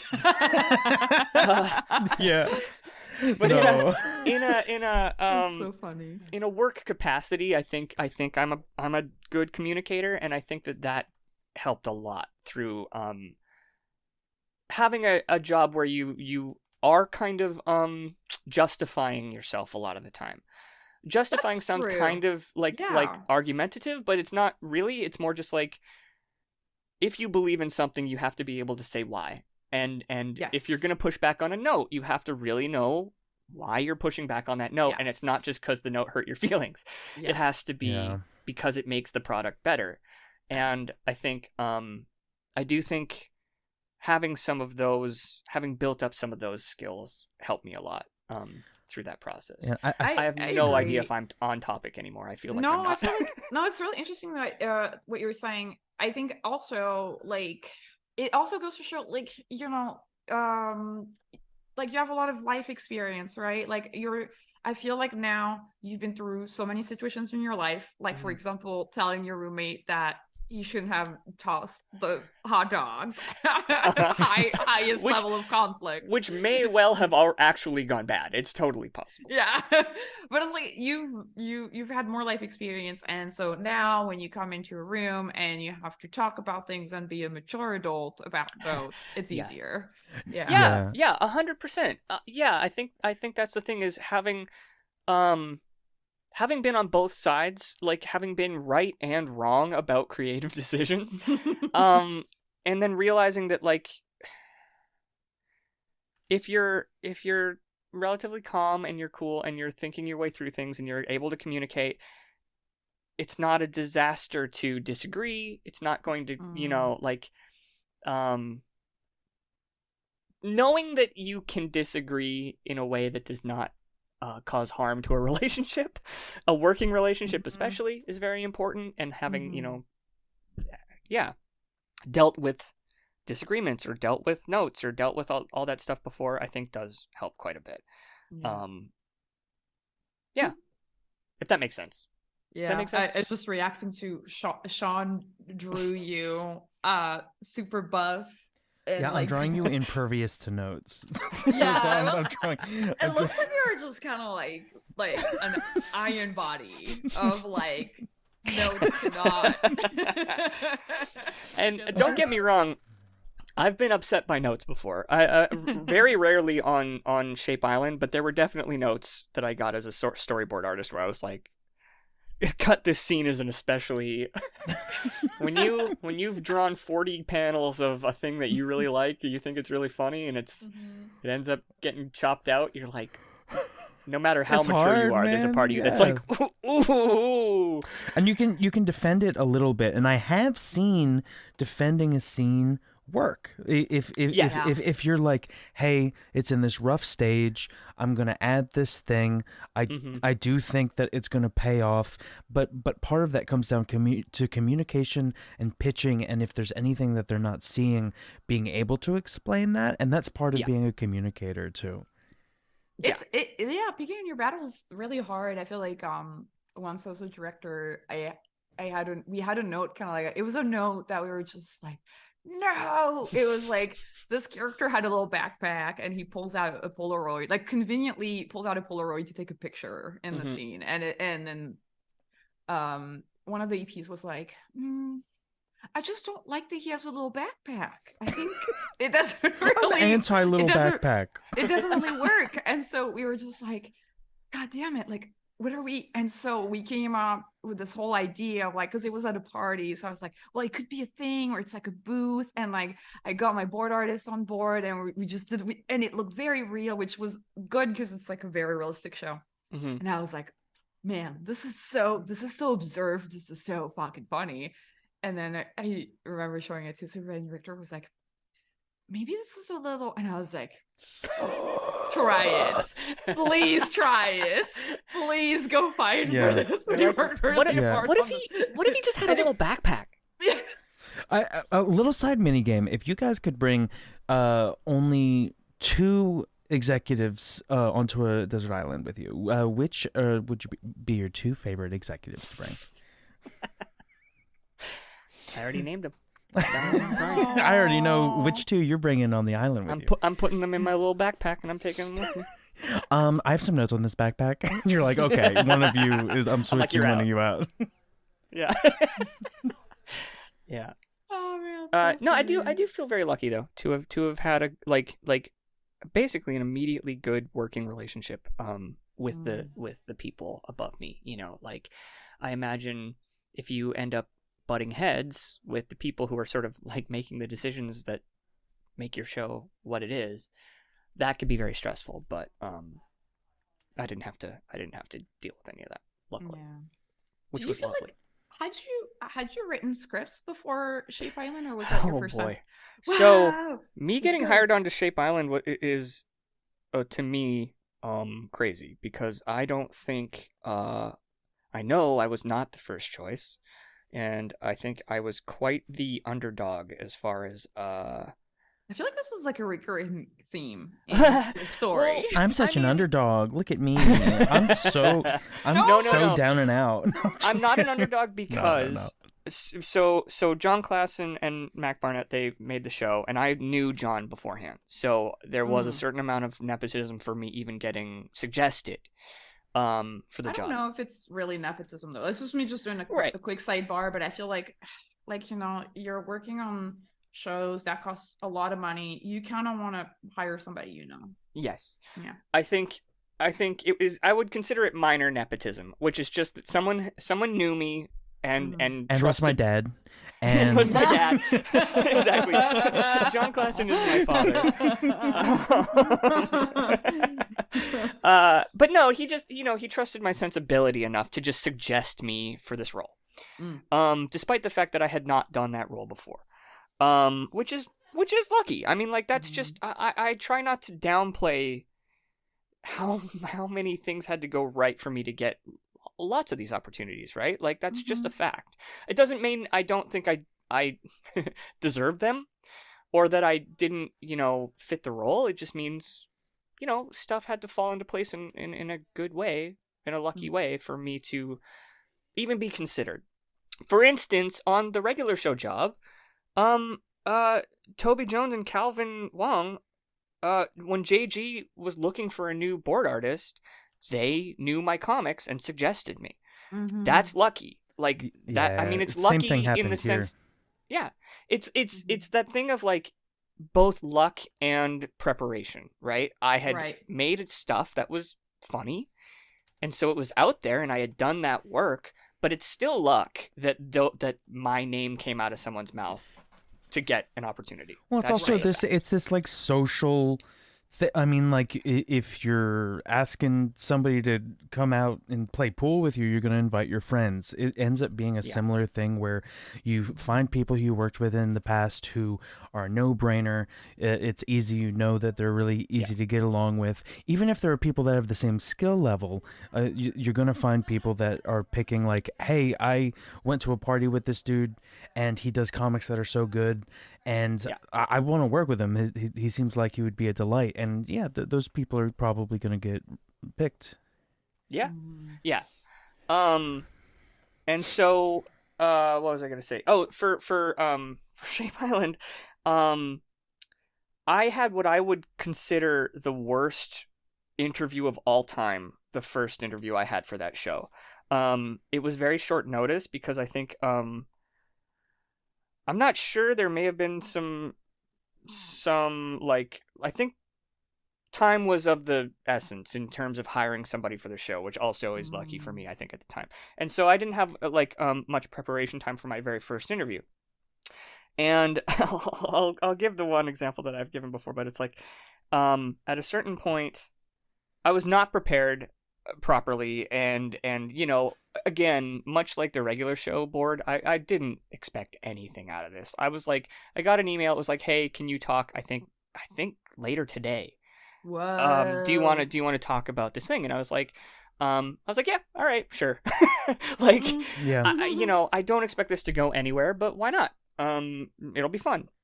And so we go in, and I am positive I'm not giving, the greatest answers to any of it, but at a certain point, the exec asked me, they'd like me to look at the production schedule and tell them if I think it's doable. Mm-hmm. And I'm like, they're like, here, let me just pull it up. And I'm like, okay. Wait, what position And, were they interviewing you for? Head writer. Head writer. Okay. So I'm okay. looking at- okay. I yeah. was trying to figure out if this was Yeah. appropriate or not. I guess is Oh. what was what. Yeah. Yeah. No, I'm unless it's not, and if it's not, No. I think this is really interesting because Okay. I think the fact that they showed you the schedule and your lawyer argued for co-EP makes sense because like if you were just a head writer, you wouldn't need to have an opinion on a schedule. Interesting. Okay. I think so. I mean, that's what I would believe because I feel like it's like you need a certain amount of experience of like producing experience to know Well, whether or not, So here's where the rest of the story goes, which Uh-oh. is she pulls up the production schedule and she says, very directly, she's just like, hey, so, it's a bit of a tight schedule, which they always are. Everything is always a tight schedule. It's just animation. Yeah. And she's like, your no bullshit answer. Do you think this is a doable schedule? And she brings it up and she shows it to me, and I look at it, and she puts it away, and she's like, so? And I'm like, well, my no bullshit answer is I don't know what I was just looking at. I have never looked at a production schedule in my life. I have no idea how long I assume these things would work. I really, truly, I don't know what to even say. And the funny thing is, I think rather than that even counting against me, I think it was like the fact that I gave an honest answer instead of trying to bullshit my way through and sound like I knew what I was talking about. I mean, I also followed it up with, it doesn't really matter how tight the schedule is. Everything I have ever done is always a tight schedule. Animation is notoriously, the writing schedule, boarding schedule, they're always tight. I've always worked on short deadlines. So whatever you give me, we will manage. And I think I managed to sound sort of confident there, but at the same time, I was honest in that, I could only give that kind of answer about it, which is I will work hard to make sure that whatever the schedule is, we get work in and it's good. You know what I mean? But that was like the disaster of the first interview I had for that show. And so the interview ends. It's a very nice interview. It was just like, I knew I was not doing a good job. Like I was not prepared. I'd never done the role before. So I was just like, screw it. So it ends. I'm like laughing. I'm like, well, that was funny. That was such a disaster from my side. But then we did another interview. Very out of the blue, which I did not expect, about a week later, or maybe a couple weeks later.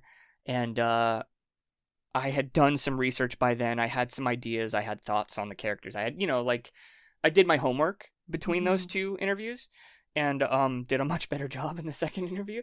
Even then, I still think it was not the likeliest of things that I ended up getting that job, but I ended up in that position. What did you do differently in your second interview? Like even if it's not specifics, I'm just curious So, how you prepared. No, maybe I could give a specific, like one specific, the only specific I can think of off the top of my head is they wanted to ask, so, what is your take on the characters? Do you have any thoughts on having read the Bible? Are there any thoughts you have on how these characters feel to you? And my first, the only thing I really had to say there was I think that, for instance, triangle and square, those are two very well figured out characters. I don't think there's much that we have to do with them to get the show moving. They are two characters who can drive their own stories right now.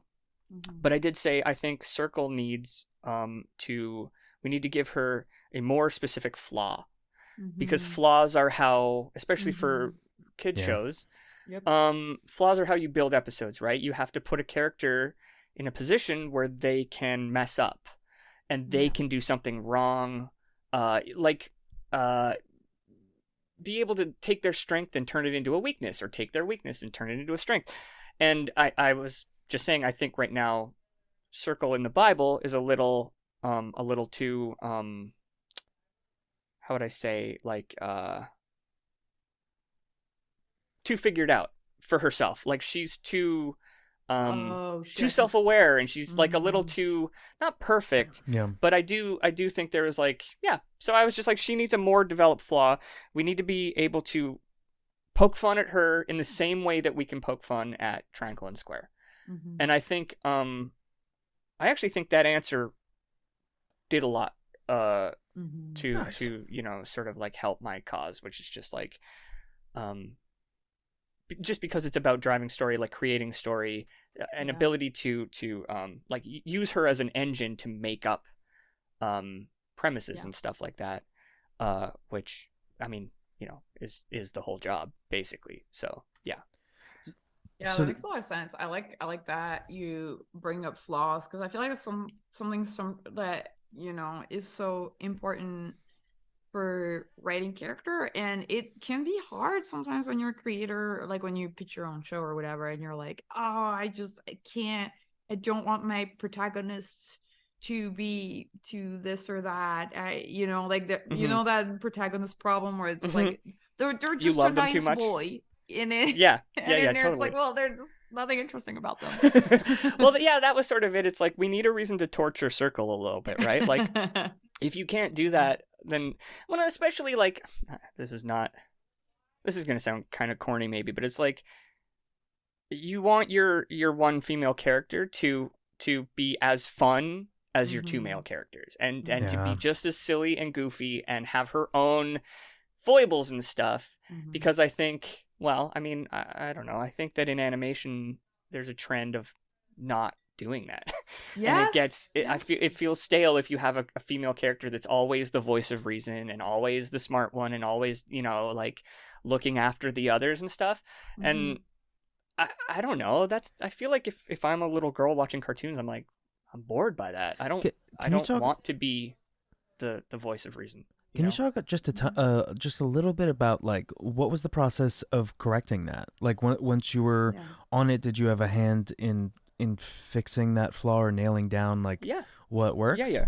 Yeah. So part of my job as head writer was writing premises for episodes, and so one of the first premises I wrote was a Circle episode where she screws up, and so I think by like sort of laying the groundwork for her being a certain kind of character, a flawed sort of character. And so in the episode, you know, Circle's excited to show Triangle and Square this island that is off, like another little island off the regular island.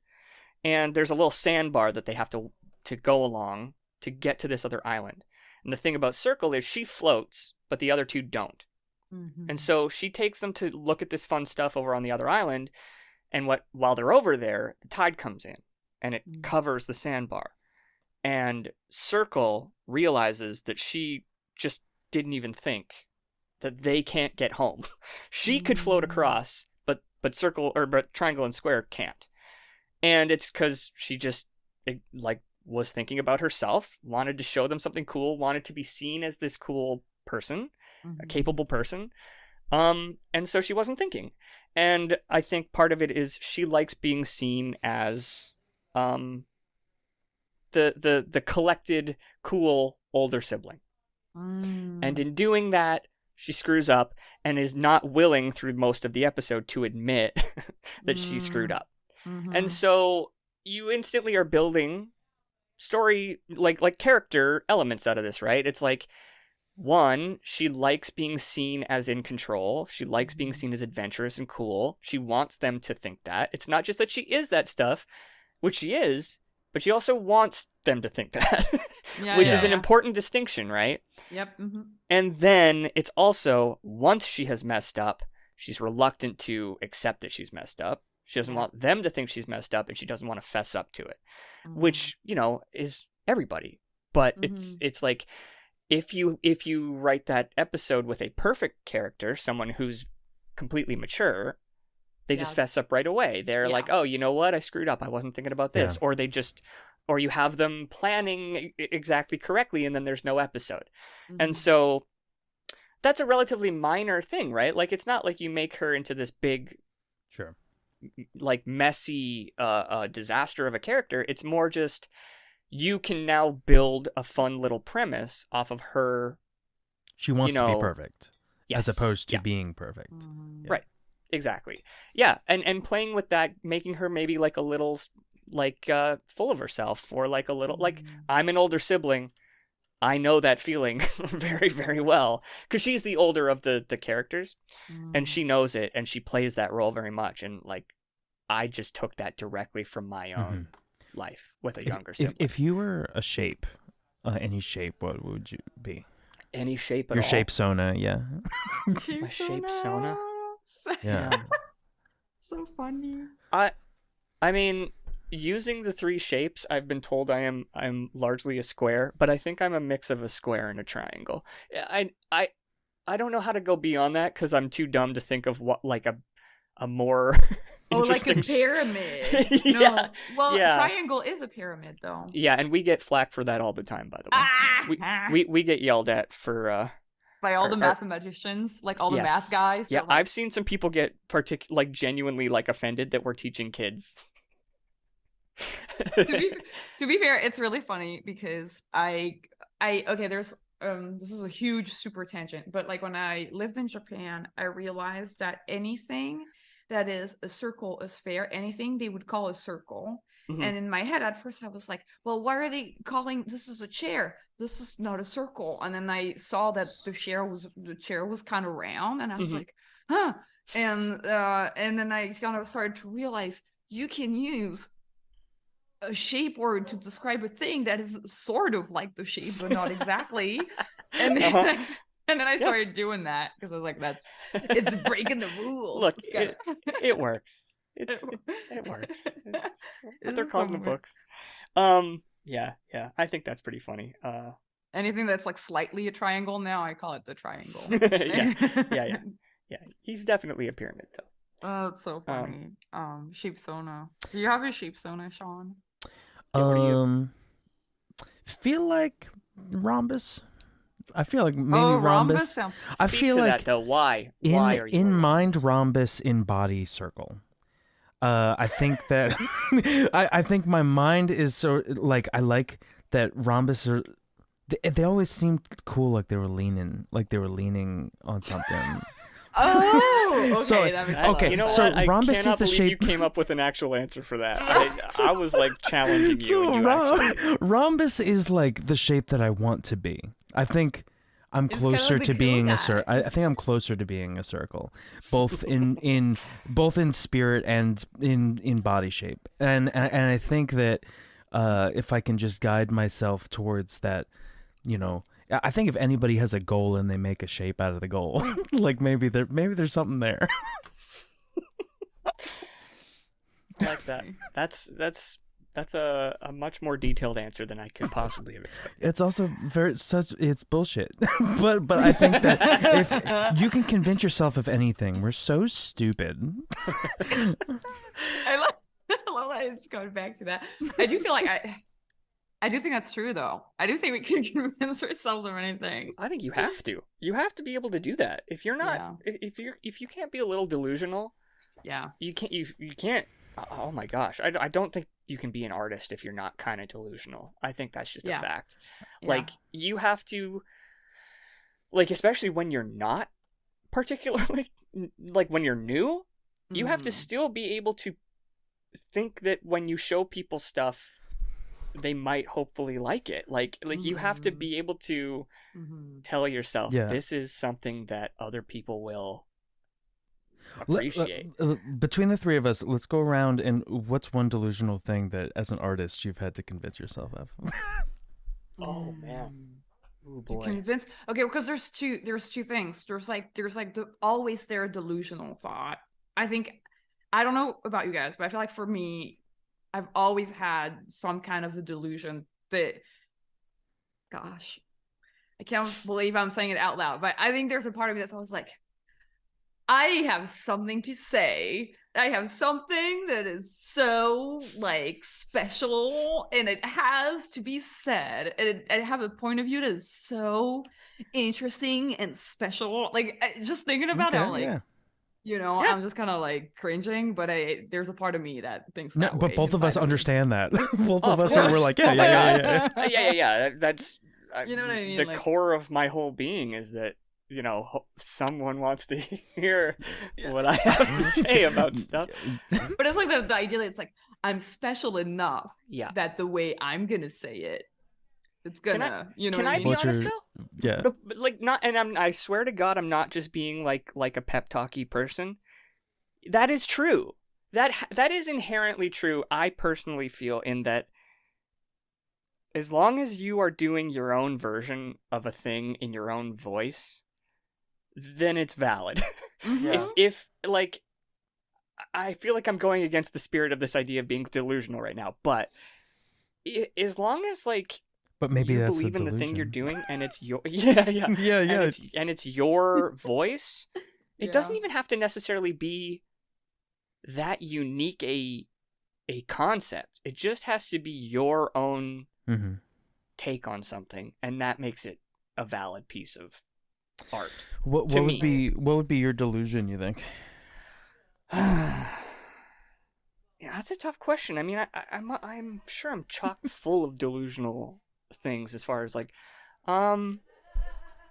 yeah, I think there's some part of me that believes that no matter what kind of responsibility gets put on my shoulders, I'll be able to handle it and do it. Okay. I think, which is funny because like, in the rest of my life, I feel like an extremely irresponsible person.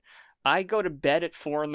and I wake up at 2 p.m. Yeah, me too. Yeah. You know, my room is a disaster. I'm almost 40 years old. I live like a teenager, like a seriously, a completely disorganized life.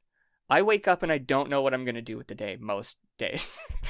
But when it comes to work, especially work where people are expecting something and relying on me, and there, you know, like there's deadlines and there's like a level of quality expected, something like that, I think I can do it. I mean, that's the only reason I was Yeah. able to take the head writing job. It's like I had never done it before. I had never you asked me if I had really written scripts before. I had written one full length 22-minute script before. And I still was like, yeah, I'll do it. I can do it. Wow. And then So I did cool. it. That's awesome. This is the thing. I mean, hopefully it was successful, but like either way, the season ended and we made, you know, episodes. So, Yeah. I do think on some level, yeah, I just think if you give me an opportunity, I the delusion is. Well, that's like a I'll pull it off. superpower that you're able to have, because a lot of people do not have. I mean, it's a very specialized superpower. It's only one particular part of your life.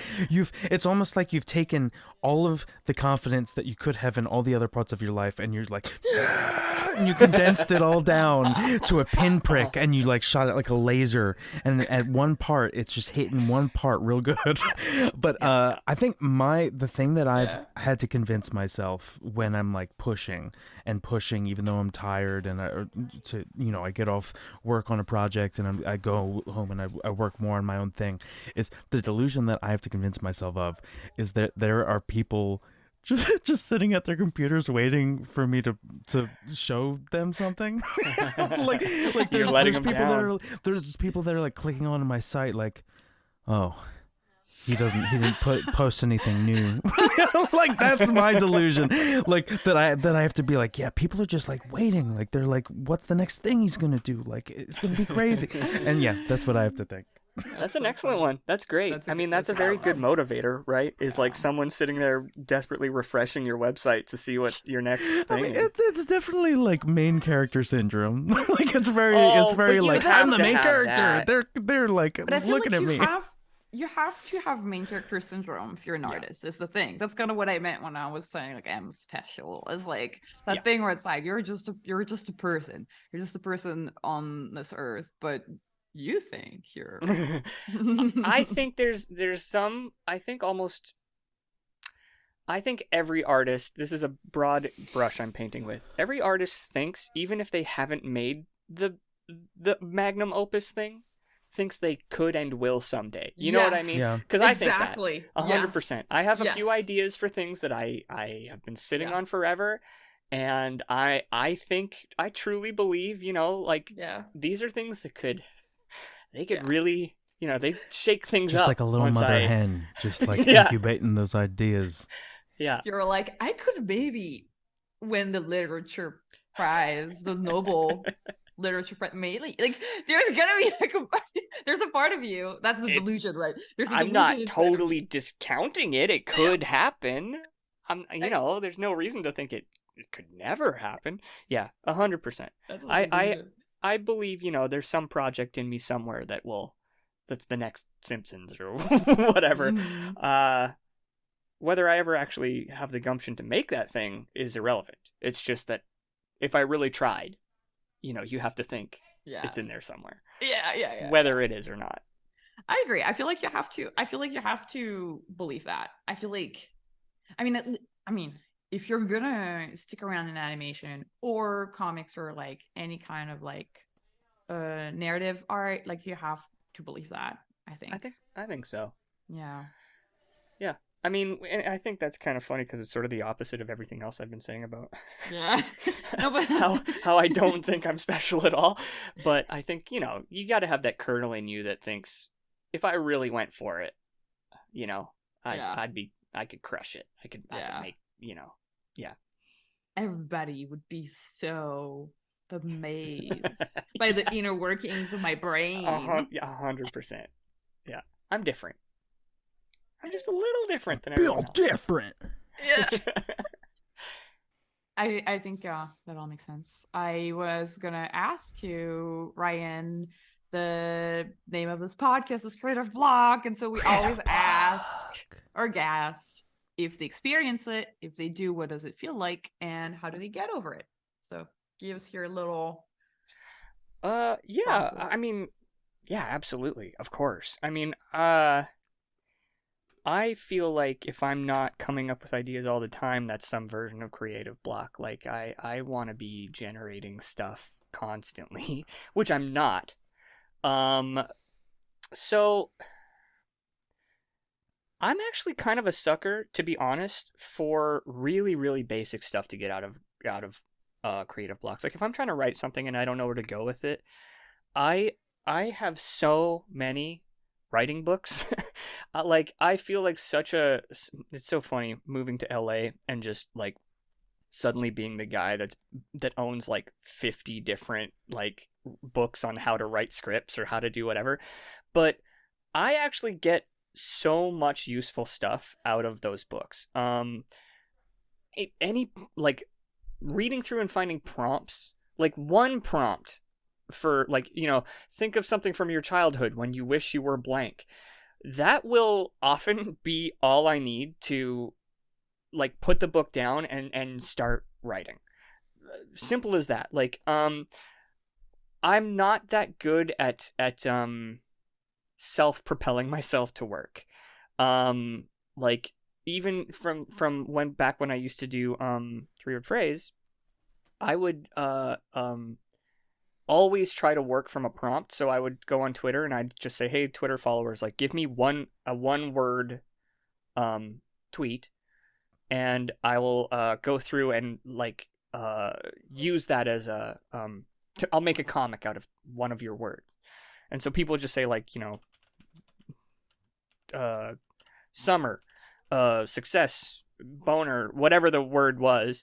And I would just scroll through it until one sort of piqued my interest. And I didn't necessarily have like a joke that would come up in my head or any kind of like actual concept. It would just be like, oh, that's the word I'm drawn to today. So I'd open up Photoshop. I would title it, you know, Boner Comics, with no idea what the gag was going to be. And then I would sit and stare at that and just think like, you know, almost do the what was it you used to do in school where you do the like the little tree, the like you'd write the word in the center and then start going out from there. Do you guys know what I'm talking about? It's like word I see. association kind of game. Yeah, basically kinda? just word association is like.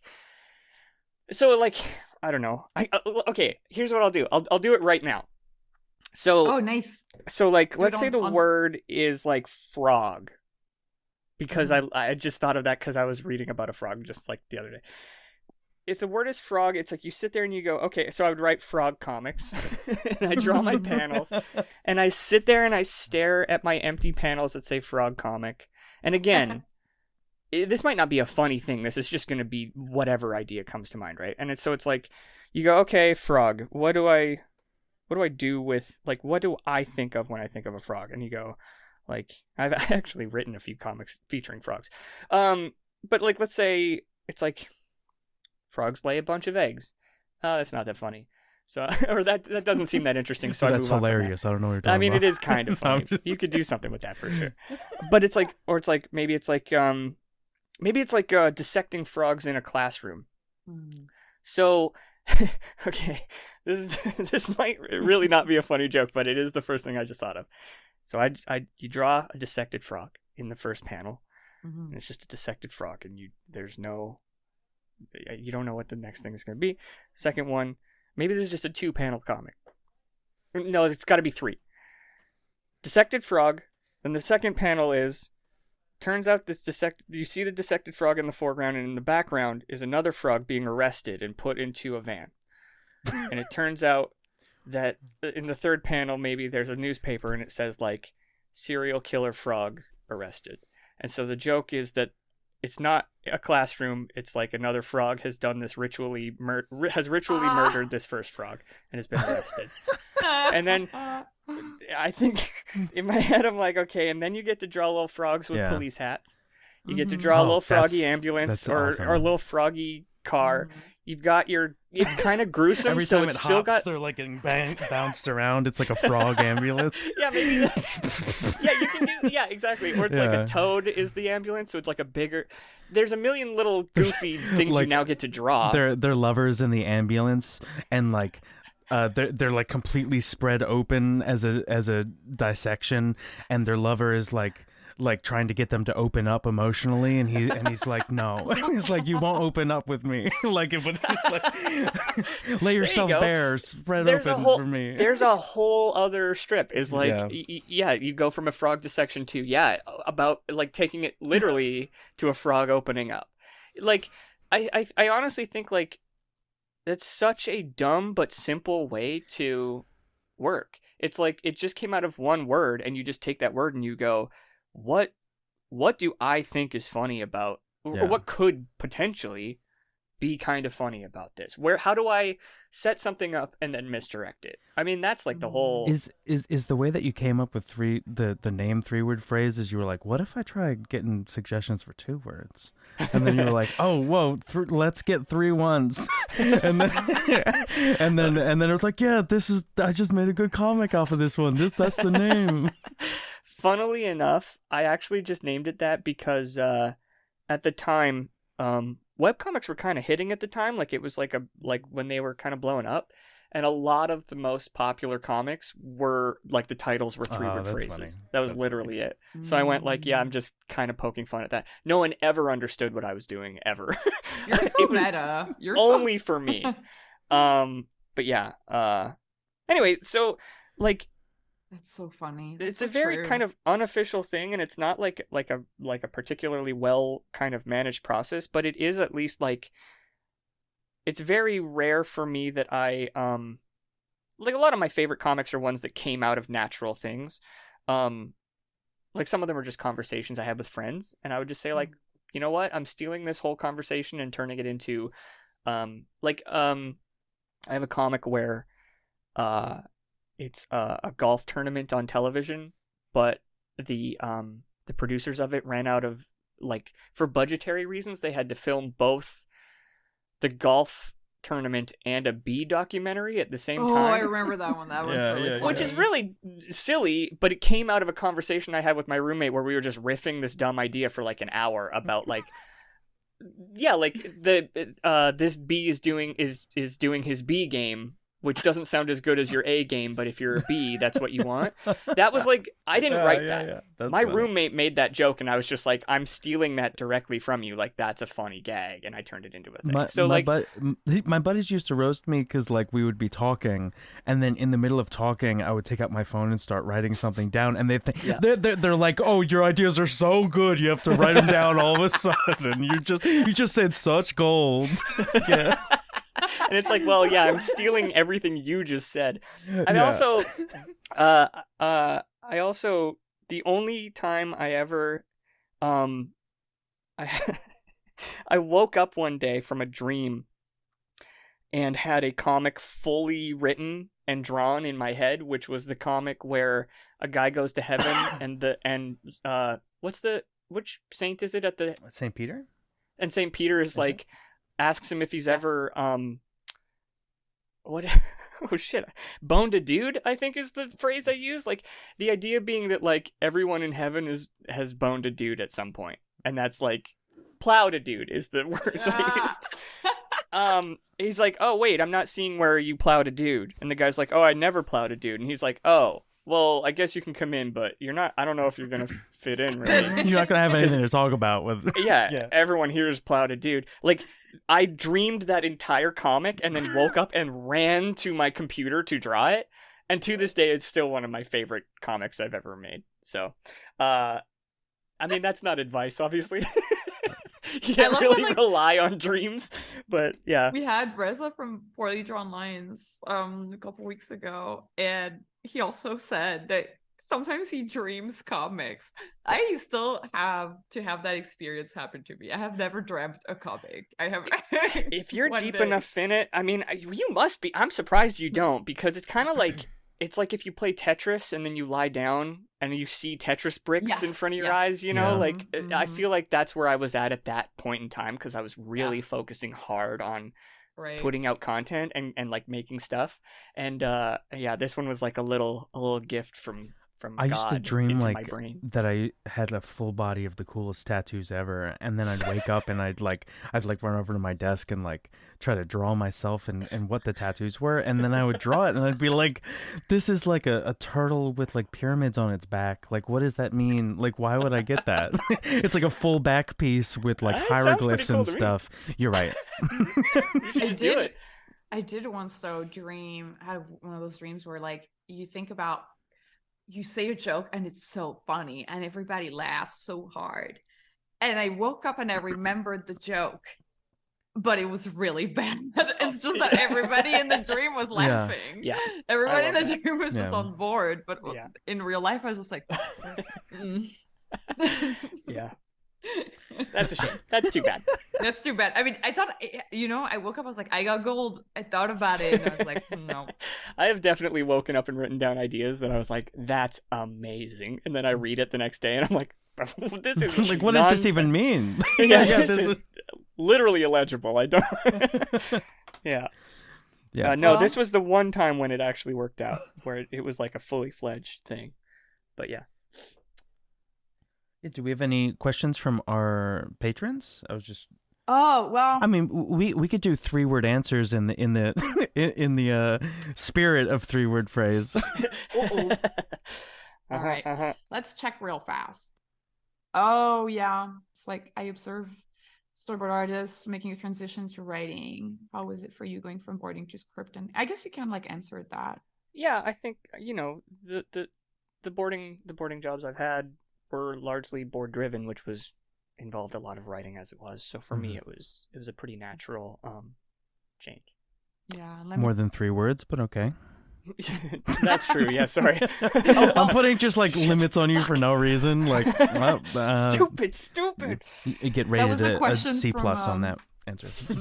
At Malasco Mayred, by the way, from Bia Linsbea. Did you change your writing approach coming from writing for 2D shows to writing for stop motion? No. Nice. Single word. Yeah, I didn't even have to do 3. No, I didn't. Oh, there we go. And from Katie, our patron Katie, you're really well known for your massive amount of mini comics. Do you have any tips for people struggling to stay consistent in their comics process? Still learning. 3 words. Oh shit, 3 words. Use prompts sometimes. Yeah, That's a good one. Yeah, nice. Nice. That's Amazing. that's how I do it. And with that, gosh, I was gonna try to. It's the end of this creative block. It's not 3 words. It's No shot. at least 5. Absolutely no way. Creative block end. Yeah. Creative block end. Well, that's the end of this. With that, that's the end of this creative block. Ryan, thanks for being our guest and sharing your story. Thank you for having me. It was delightful. Yeah, that was so fun.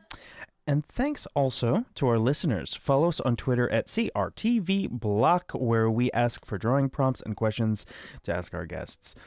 Huge thanks to our editor Clemens for editing the podcast and Malik for helping us produce the show. If you love our show, then support us on Patreon. Becoming a patron gets you early access to interviews as well as bonus episodes. Click the link in the description of this episode. I have been your host, V. And I was Sean. Keep being creative, and we'll see you next week. Bye. Bye.